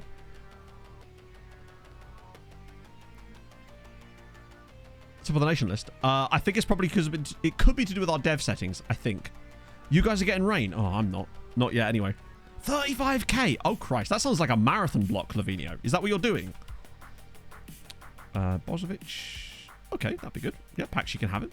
Zhirmov offered Stanisławski a contract, which, good for them, I suppose. No clubs are willing to, but are they? Yes, yes, they are. Of course they bloody are. Lovely news. Didn't really need to target him to Hungary there specifically. Monty, surely someone's going to want Monty. Yeah. Pez. Loan offer, out you go. It could be the devastating, but it could also be that thing in staff responsibilities that sets which clubs the players are offered to. Wait, did he have a wanted thing? He didn't. Oh, it's because he's injured, I suspect. Bois. We sign him Bois. Moved up. Oh, chat, we... Success! Yeah, 35k in this heat is insane. I didn't even do a long run yesterday. It sounds like it's actually finally happened now. The rain is coming. Top 3. We've actually overtaken Serie A. Finally. 3rd best league in terms of ranking. What about our 2nd tier? Has that moved up at all? No. Oddly. Oh, that's great news. So it proves that we can still keep going. But I think we'll probably end up finishing 3rd. But that's good that we actually could go past 4th spot. Because once we hit 4th with Ireland... Was it 7th with Ireland? I think we got stuck, didn't we? Still the number 1 squad there. Unfortunately... Yeah, Arsenal and Bayer Leverkusen get... Then again, that might be bad for Germany, honestly, because Bayer Leverkusen are not that good. Man City have just signed Kevin Griffiths from Kijvada for 35 million quid. He was worth 100 million. I mean, I'm glad you got money now, Kijvada, but you're going to spend it appallingly, as we all know. Wait. Christ, they didn't really have any money at all. Ah. Yeah, he's mildly annoyed about it. Hungarian team's rankings. Well, those probably wouldn't have changed since the end of the season, right? We are no longer the top dog, though. We were for a bit. Obviously, we've got Halalash up here as well, who are the only other Hungarian side with worldwide rep. But then you get down here, and there's a nice little clump. Right, Ziermot, Ferencváros, Kijvada, all continental rep teams. Debrecen a continental rep as well. So are Honvéd. Then you've got Kecskemét right down at the bottom here, who are a national rep, which makes sense. But Mezhkövesd, their rep should be... Hang on, how have they not gained... Is it because it was only the Conference League? Surely they've gained a little bit of rep from that. They're probably just right off the bottom of the chart. Not quite there yet, but we'll see what they do in the next year. Exciting times for them. When you look at their league history, that's actually outrageous. In this save, they've been relegated every single time they were promoted, except this one time when they somehow got into Europe and then won a European trophy the following season. Yeah, Liverpool, that's kind of crazy that Liverpool... Bear in mind, Liverpool overtook us during last season, in a season which they didn't win a single match and were knocked out in the group stages of the Champions League, but they somehow overtook us in reputation during that season. Madness. Right, I think I might try and see what loan farmers we've got that might want to fancy a little loan move. Wow, there's not many of them, is there? Oh, wait, that's what it is. That's more like it. Right, so... set those guys all up. Get rid of any players that are already being offered out. And you're already transferring, so that's pointless. Right, let's offer these guys out for... not transfer, for loans. See if we get any bites. Or at least shake up the world a little bit. Okay, so we're getting Bois. He's not quite 5-star, but for that kind of price, bro is fine. Solid player. Can't offer him out for loan or anything yet. Right. Ooh, wow, everybody wants a bit of Fabio. Christ. Right. Anyone who wants to give him regular starter, you get the choice. You get first dibs. So that's all second tier size. That's fine. Montiel? Anyone to give him regular starter? Okay, all swag player. That's all second tier as well, which makes sense. Marcus Reitz. Cool. We take that. Plates with the huge raid, my friend. Welcome in. Each couldn't stand the heat. I'm glad to see you back streaming again. I take it you managed to get into the loft now. How's your leg? Because I still haven't heard the story of how you injured yourself. But I hope you're okay, man. Thank you so much for the raid. We could honestly cook crabs in this kind of weather. It's absolutely absurd. Right, let me get my shower for you. There we go. I nearly hit raid again. Why did that always happen? You thought he was like, oh no. Of course he did. It's raining. You lucky man. It is 34 degrees in this room right now. It's not fun. And it's sweaty in the process of it too. I'm waiting for the rain. Did you ever see the rain? I didn't, but you apparently did. Oh, for Liao. Shit, I don't want to loan Liao. So Reitz is... Why did I say it like that? He's not German. Has he got a second German nationality maybe? Nope. He was born in Tromsø. Excellent scenes. Oh. The crabs on the pavement are cooking themselves. Yeah, I'm hoping later it does get a bit cooler, but your recruitment focus has found someone. You'd love to see it. Which one did you set up? Did you use the one that James made? Oh, Goto. Yes, please. Important player. That would be sick. Although, actually...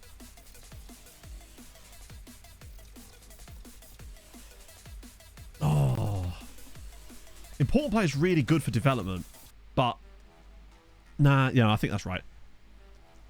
I was like, would him playing in the top plight make sense? But you're probably not. I don't want to loan him at all. I shouldn't have put him... He shouldn't be on the loan list at all, actually. Cardozo. Oh, nice. Oh, regular... Yes, please. Important player again. Vashas. Okay, wow. It's kind of mad that these guys are considered important players at some of these clubs now. Leal, I'm not going to loan out. We want him to stay.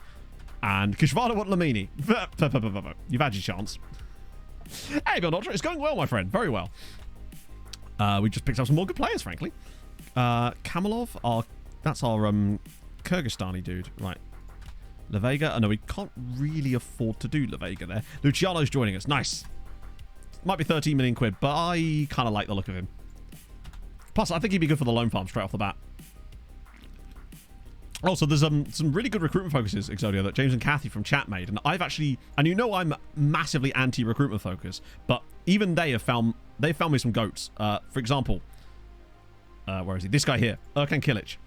We found this guy using one of those recruitment focuses. I mean, look at this. If you've just joined, look at the state of this dude.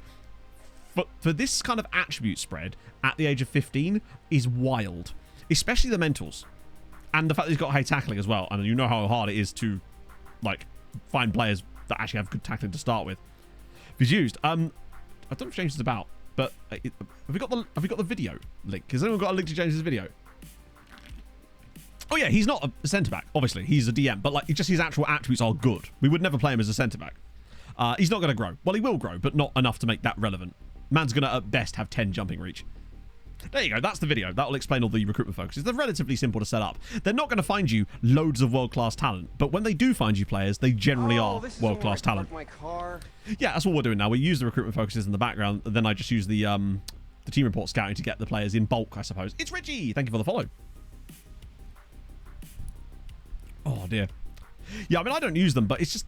I have these ones like set on in the background, so occasionally they'll find a player actually worth looking at. But I put it this way: I couldn't use them as the basis for my entire scouting strategy because there would not be enough volume of players. But when they do find one, it's like a laser focus signing out of the top drawer. It's really good. Play Man United sign for free. Which guy? What? Which guy? Something Conflict. Thank you for the follow as well. Which guy was that? I didn't see a Man United signing. Do I really want to scout Riga again? I don't think they're going to have any quality here at that point. Oh. So, the Dutch guy I signed. Hang on. Which? Well, there's a Dutch guy that we're signing from Manchester United on a free. But he's only like a flippable player. Probably going to join us in a couple of weeks. Is that what you meant? Sorry, that's my bad. I misunderstood. So Mason, thank you for the follow. No offers for 9 players. Standard. I don't think that's dropped. Usually... Oh, actually, wait, no. Oh, no, it's just players that they really wanted. Never mind. Any of those guys that we're going to get like... But just think, chat. If we had deadline day in Hungary, what you could expect... Oh, God. Really? How much did I promise him? It's only 26 grand a week. I didn't think he'd get a cap for Argentina so quickly. He's only 19. But it does seem that the moment they come back to you, it's like their rep gets higher or something, and then Argentina just goes, yes, I think we will take them. Well, at least we've done fine on FFP this year. God, we still can't change any friendlies yet. Enough volley people don't have a... To put it this way, Maureen, up until... You'll maybe find 1-2 players at a push in a season using it. So if you only want to sign 1 or 2 players a season, then... But put it this way, I wouldn't make it your entire scouting strategy because you will only be able to find maybe 1 or 2 guys a season at a push. Like, I think last year we signed 3, but that's unheard of, honestly. Because there was Enzo, the guy from Valladolid. There's that guy, although technically that's one. Pax did get promoted, I think, yes. No, they didn't. Sorry, it was Spartacus in the end. Dios Jori won the league, and then Spartacus came second. Pax didn't get promoted, actually. Ica with... wow, that's so tight up there. Molfehavar still being useless. Standard. Seged are back to being mid again. Along with Vashas, who are, of course, painfully mid. But literally, there you go. That's recruitment focus update. To be fair, Dios Jori, I think, actually were up in the top flight last year, weren't they? Isn't this them just yo-yoing a little bit? I could have sworn they were in the top flight. Oh, no. Wow, no, they haven't been around. In fact, they've not been in the top flight for 16 years in this save. Hot damn.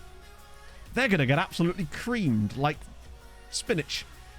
Debrecen have offered a contract to Gnomeco. Okay. Rossi Jacob, thank you very much for the follow. 100 players a week at this point. Scatter youth. Oh, fair enough, yeah. The USEL result was 4-2 to Mezhkovej. They got the win. My pleasure. Oh, nice one, Rossi. Welcome in, friend. Yeah, that was a weird one. Yeah, it was just a strange video. Yeah, we'll go after Sutjiskaniksic again. So most of the time with these recruitment focus, what you'll just see is just nothing a lot of the time. Although there's a near match, but usually... I think... What? Sorry. He was a near match. Why is bro a near match? What did he fail to match is my question.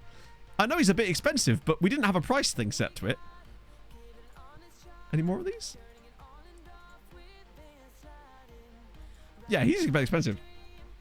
Absolutely, Rossi. Yeah, if you've got any questions, drop them in chat. Either myself or most likely Chato, who are much smarter than me as a collective unit. That's right, Chat. You're a fucking unit. We'll have the answer for you, no doubt. 7-0. Fucking hell. Fair play. 19. Oh! You're dead right. He probably turned 19.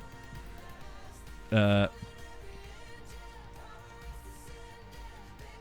when they probably started scouting him, that's almost certainly it.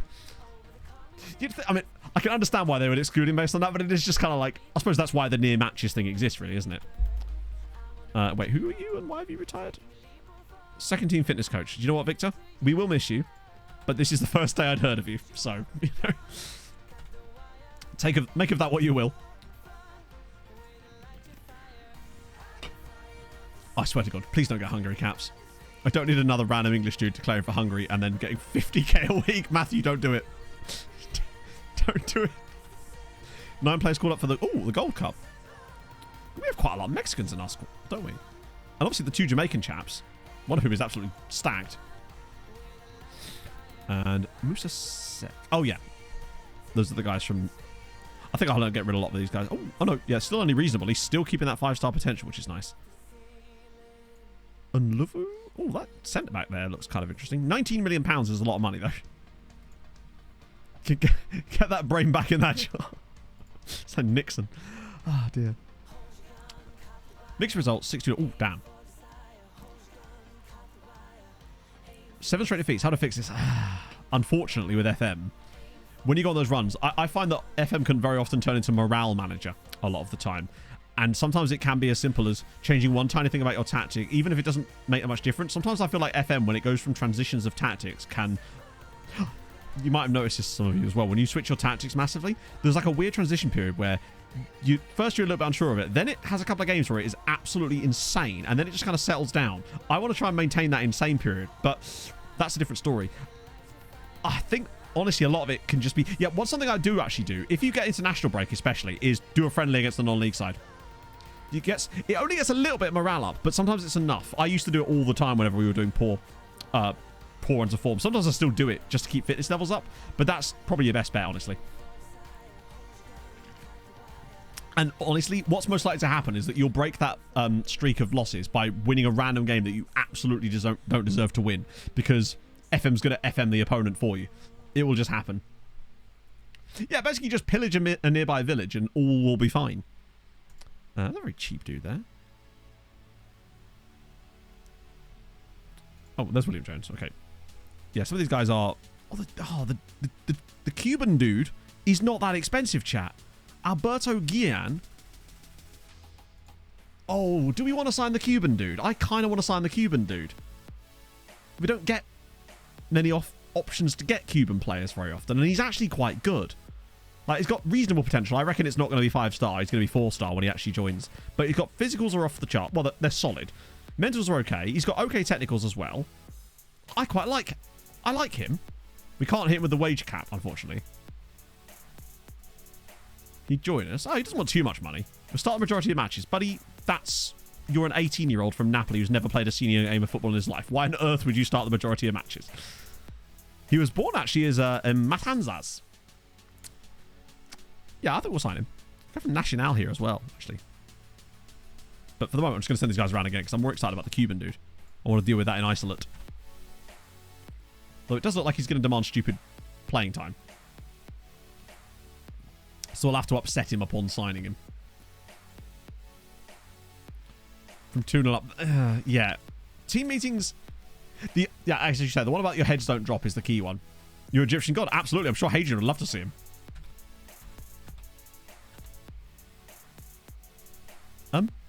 Oh. Chat, I'm a bloody idiot. I never put a bid in on him. I just went, yes, he's a really good player, and just never put a bid in on him. I was wondering why the thing didn't pop up, but then that'll do it.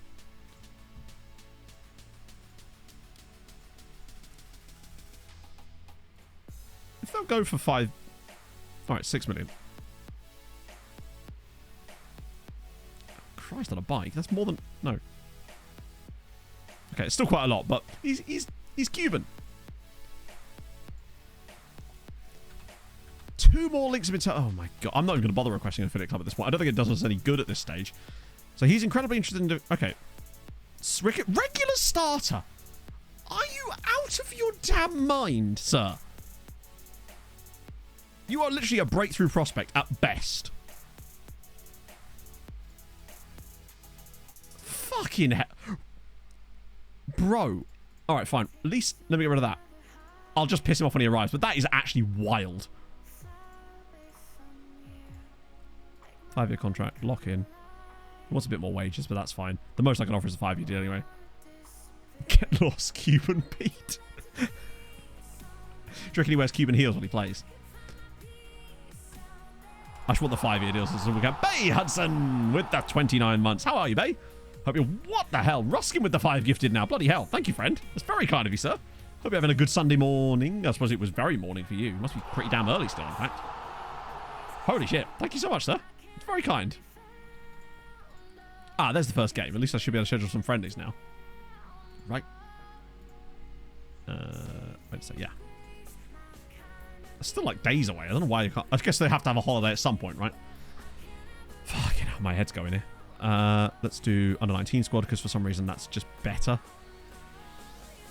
Oh, except apparently there we're going to have to play against... oh yeah, I forgot we're going on holiday to Poland, aren't we? We'll play against... Is that Widjev Watch? I can't even play... yeah, let's play against Watch. That'll do. Oh. How are we doing in the Champions League? We've won it 5 times. So we're doing quite well. Although last season was a massive disappointment. As is often the case with us. Let's see. Oh, we're still in Poland. Let's go and play against... Well, somebody to see Rakov in there, but sadly no Rakov. Yeah, a little bit more. So, yeah, we've won 5 Champions League. Well, is that Haladash's badge? 5 Champions Leagues we've got. We've also lost 4 Champions League finals too, but we don't talk about that. We've got... I think we've got 2 conference leagues. Not us per se. Hungary as a whole has 2 conference leagues, 2 Europa leagues, and then 5 Champions Leagues. Will the wife be the reservist? It's hot, Rob. Give me a break. Yep, we have a Discord, ! Discord, and I'm live on Twitch Tuesdays, Thursdays, and obviously Sundays today. Usually the same time, but during the week it's 11 till 3, and then on the weekend it's 10 till 2. Although today it might be 10 till 1, just because I am melting. Hey, no worries, Mork. So I hope you're well. How's the new job going? No vest. Well, that seems like a you problem, Rob. Is one now. Okay, we can do a little bit longer. Maybe. When I stood up to go for a drink, I literally damn near passed out. It's just... What is it in here now? 35. Okay. Good. That seems safe. I'm stewing in my own juices, chatto. I'm marinading.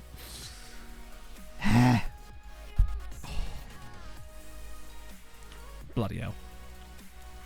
At least if nothing else today, what we did get accomplished was Meshkevest winning the Conference League, which is excellent news. And I think that was the 23rd final of the save as well. 21 months in a volley. Oh, nice. How is the new job? 20.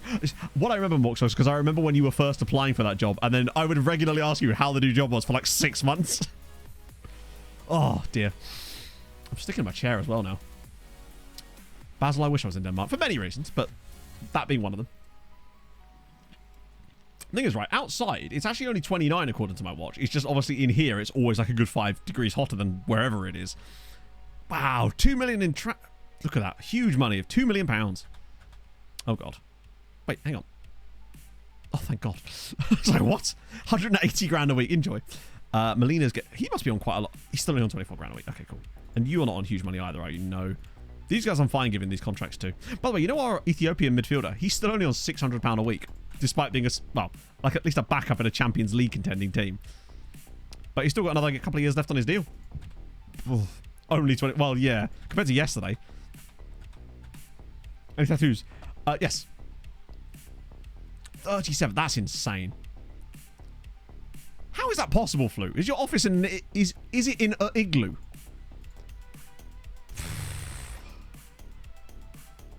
I can't bear it. Albert. Wait. Okay, cool. I guess that's why we delegate that stuff to the second team. Garden fence with him.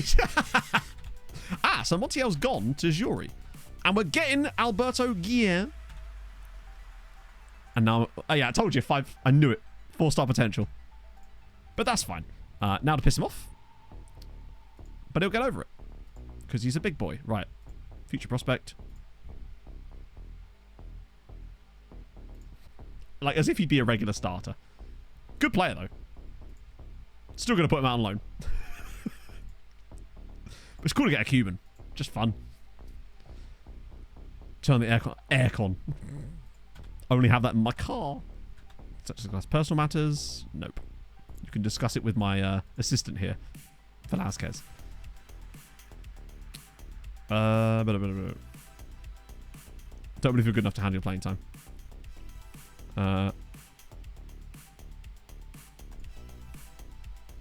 Doesn't work for you. Oh well, shouldn't have signed a 5-year contract then, should you? Seems like a you problem. You'll get over it, right? Damn, there's a lot of stuff happening at the end of the month.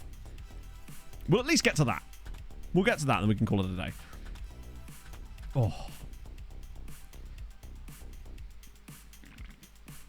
We stand with Gideon. Oh no, my head's gone, chat. Literally.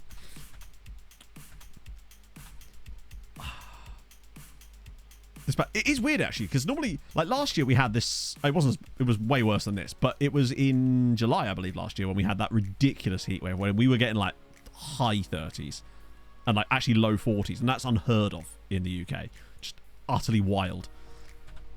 That was truly something I've just. UK just handles heat weird. Oh, Farish are bidding on people. 6 million quid. Lovely scenes. Getting the Resies, exactly. He has no power. Yeah, July was more normal. I mean, I'm just hoping that autumn starts at some point so I can break out the fall colours.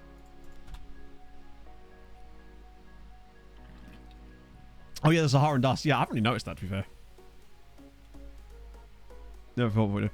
That's the thing. It's the lack of AC, right? I've heard some stuff from a lot of Australians being like, UK heat just... I think it's, as always, it's because of the humidity. When I can stand a dry heat nice and easy. It's just when it's wet as well. Like, what's the humidity in here at the moment? It's only 53 in here, in theory, but... I was streaming on one of those 2 days when it was 40 degrees. Hence why we had to break out the thermometer again to keep an eye on things. Naturally, I picked Pog up from work both of those days so I could drive in the car for a little bit. Like I said, Rossi, I'm live on Tuesday, Thursday, and Sunday. 11 till 3, but on Sundays it's 10 till 2 normally. UK for... Oh, God. That's less than ideal. OJT. Oh, yeah, no. Almost certainly. Also, I think this thing's a bit buggered as well. Oh, no, I can extend him. That was strange. Yeah, these are some of the ones that randomly wouldn't extend or couldn't extend earlier, but now they can. Strange.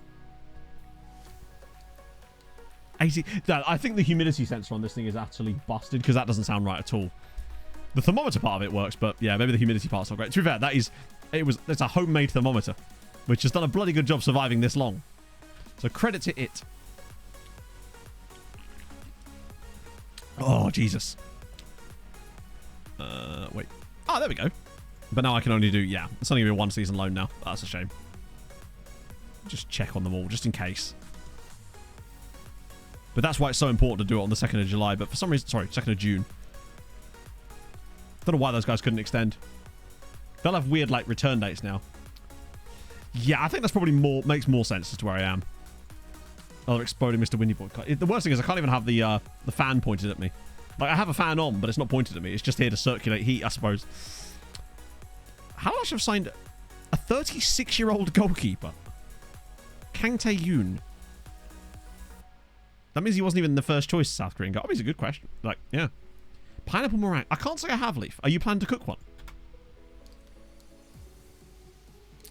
Yeah, so one of the things Hedge and I were discussing this actually on Friday, I think it was, with deadline day being like a big thing in the multi-save, which we're obviously going to be doing, it will change the sort of structure of the stream slightly, because obviously what happens in a lot of these transfer windows is that we finish like in a minute, but then you'd miss deadline day if I was trying to get to like the 6 Champions League matches. So what I'm going to do with Malta when we reach that point of the save, when we got our structure set down, is I'll come back slightly earlier for that stream, and it means that we'll do deadline day and then Champions League as part of that stream together. So you get like a kind of transfer window stream with the European finals or whatever, if we have any, lol.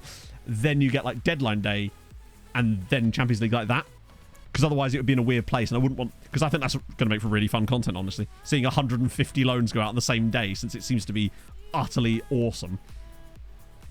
A taffy bakery. Ooh. Well, that reminds me, I've got my big brownie in the fridge. Lone Wolf, thank you for the follow. Ah, look, it's the two yeah, well, what a recruitment focus that one was, and that's why I don't like them. Ooh, go on, Mulder. Yes, please. Okay, a couple of mouldy boys, don't mind. It's not Bodder, but it's close.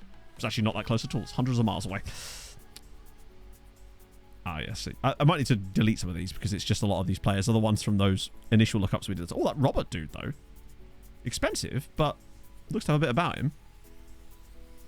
I'll leave this for now anyway. Yeah, the early ones won't matter so much. It's more for later in the save. Because, as you know, like, because once we're going straight into the group stages, I just usually come back straight into the... Really?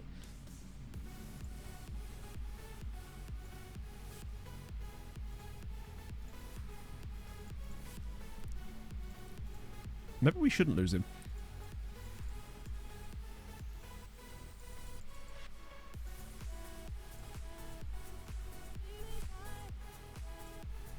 Maybe hang on to him, actually. Oh, God, that's going to look terrible with the armpits here.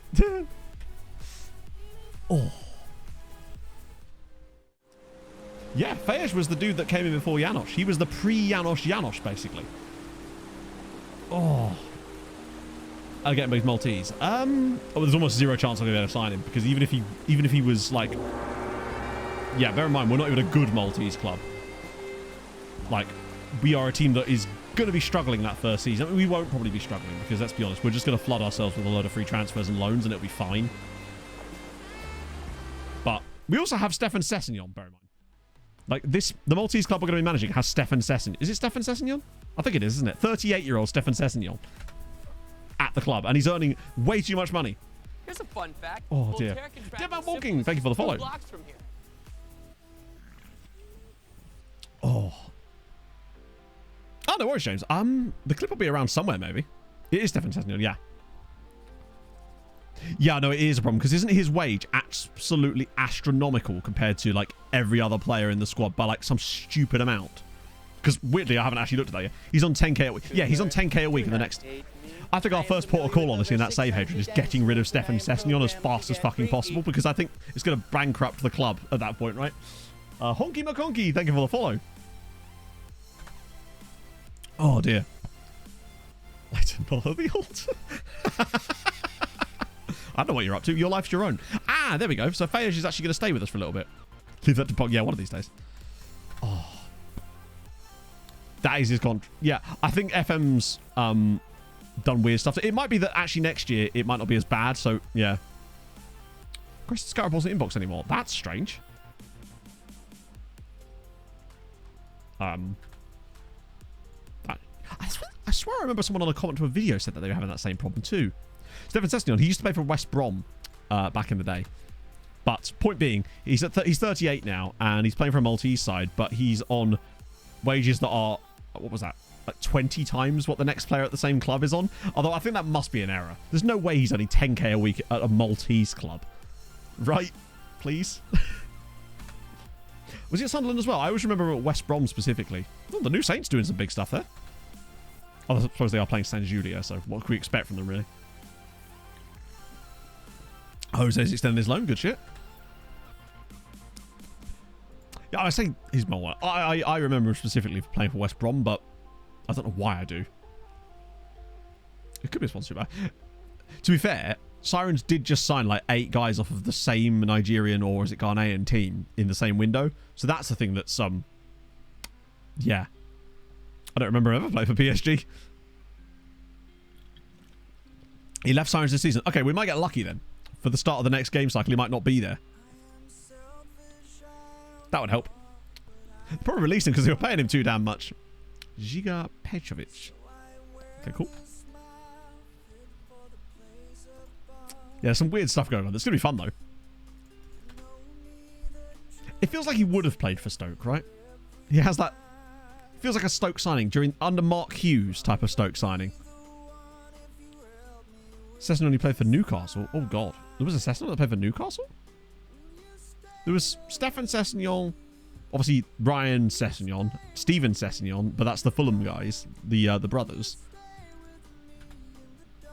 So Bohats is gone. Who's he joining? Tottenham. Annoying. Hungary's gone. We're going to release Hungary back into the wild. It feels like a Mark Hughes signing. You know when like Stoke were signing like Affolai and players like that? I don't know if that was actually under Mark Hughes, but it feels like a Mark Hughes signing. Mbenge. Okay, Navone's loan's finished. These guys, yeah. Etienne's leaving. That's fine. That's also more wages off the bill too. Yeah, I don't remember Newcastle having a Sessignon.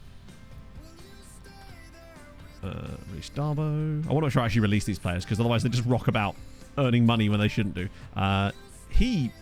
It's annoying that actually he's not signed for anyone, but he will do. Istvan Reba. He's quite good, which is why he's joined Debrecen. Good. Glad that's sorted. Gnome Cone's gone. Damn, I think the loan farm might be down to like... We might actually have a positive number in the loan farm box this year at this rate. With all these players going. Cool. Have no chance. Yeah, but sometimes FM's like that. You'll just win. I swear, I don't remember a French guy. Oh, Sissoko, yeah. Get rid of those guys too. Number 2. I think number 1 is basically impossible. If we needed to have a really good year last year to make number 1 be attainable, I would say. We're still not that far behind England, but England are England, unfortunately, and they'll just keep being really good. And there's just naught we can really do about it, unfortunately. Although, on the plus side, them having 8 teams in Europe again this year does mean that there's a strong chance that the 8th team is going to be someone like Leeds again. And Leeds, we've already seen, have a habit of not qualifying for the Europa Conference League. So, you never know. We might get lucky and maybe Leeds will bow out again. And we can actually take advantage of it for once. But I wouldn't hold my breath on that one. 3 transfer clauses. Ooh. Maybe. Are they willing to pay us the right fee yet? Oh, no. It's the Lucas one. Also, I swear that's a 3. Okay. You and I have very different definitions of what 3 is. So Atletico have got Boothby. Diakite's gone as well. Very unhappy. A useful... No, he wasn't. He was about as useful as... Like, hang on. It's coming. It's coming to me. No,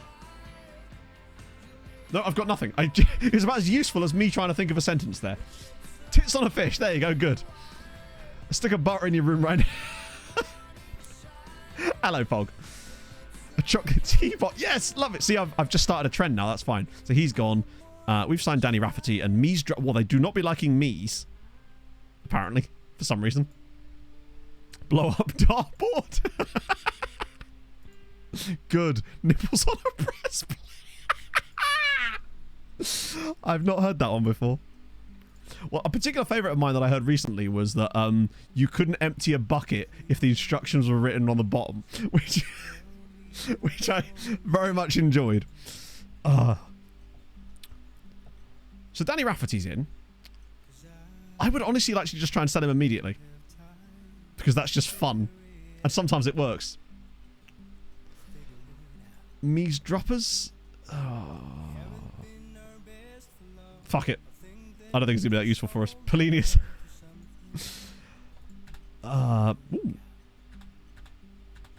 Okay. Air miles from Munich. Oh, I mean, he'll find a use for them eventually. Maybe. When he flies back to Munich to go live in January, probably. Right. Monitor here. We're going to be in the final. Which I have to say every year now, apparently. Code of Conduct. Pumpy Fist. Good shit. I wish you could skip those. Learning Prospect Aerial Bug. Nice. Kenyatta's... Wow, Kenyatta's 3.5 stars now. Man is actually developing. Now, this is... Now he's having his break... He's sort of had his breakout season last year, and I think now he's really ready to go. I think he's ready to succeed. Oh, fuck. Right, okay. So that's all of that stuff done. Now it's just random preseason stuff for, like, fucking ages, which I think is the... Oh. One more thing, maybe. Take him on a free, though, surely. Why do they always do that? Every time. Oh, okay. So I'm going to have to deal with some of that sort of stuff there. Janos CA. Well, we'll check that before we finish. Janos is 3-star, which is fine. Like, for a guy who's only 19, he's now got 14 caps for Hungary, 4 goals. That's a very good record so far. He's developing astonishingly well. And he's only going to get better, from what I can see. Like, it seems like he does have at least more of a ceiling than he's currently got here, and I'm looking forward to seeing what more he can do. Last year, he hit his marks. He hit the exact same number of goals and assists in slightly more games, admittedly, but still an absolute GOAT. Right, we're going to call it there, because this heat is actually, like, frying me alive, and just one of those things. Oh, so I do apologise for that, but it is just... Actually, what I'll do is I'll give you a Janos before we leave, at least. Just because, look at his beauty. Oh, right? Tinkle Fairy, thank you very much for the follow. Let's give it a quick Janos there. We like those.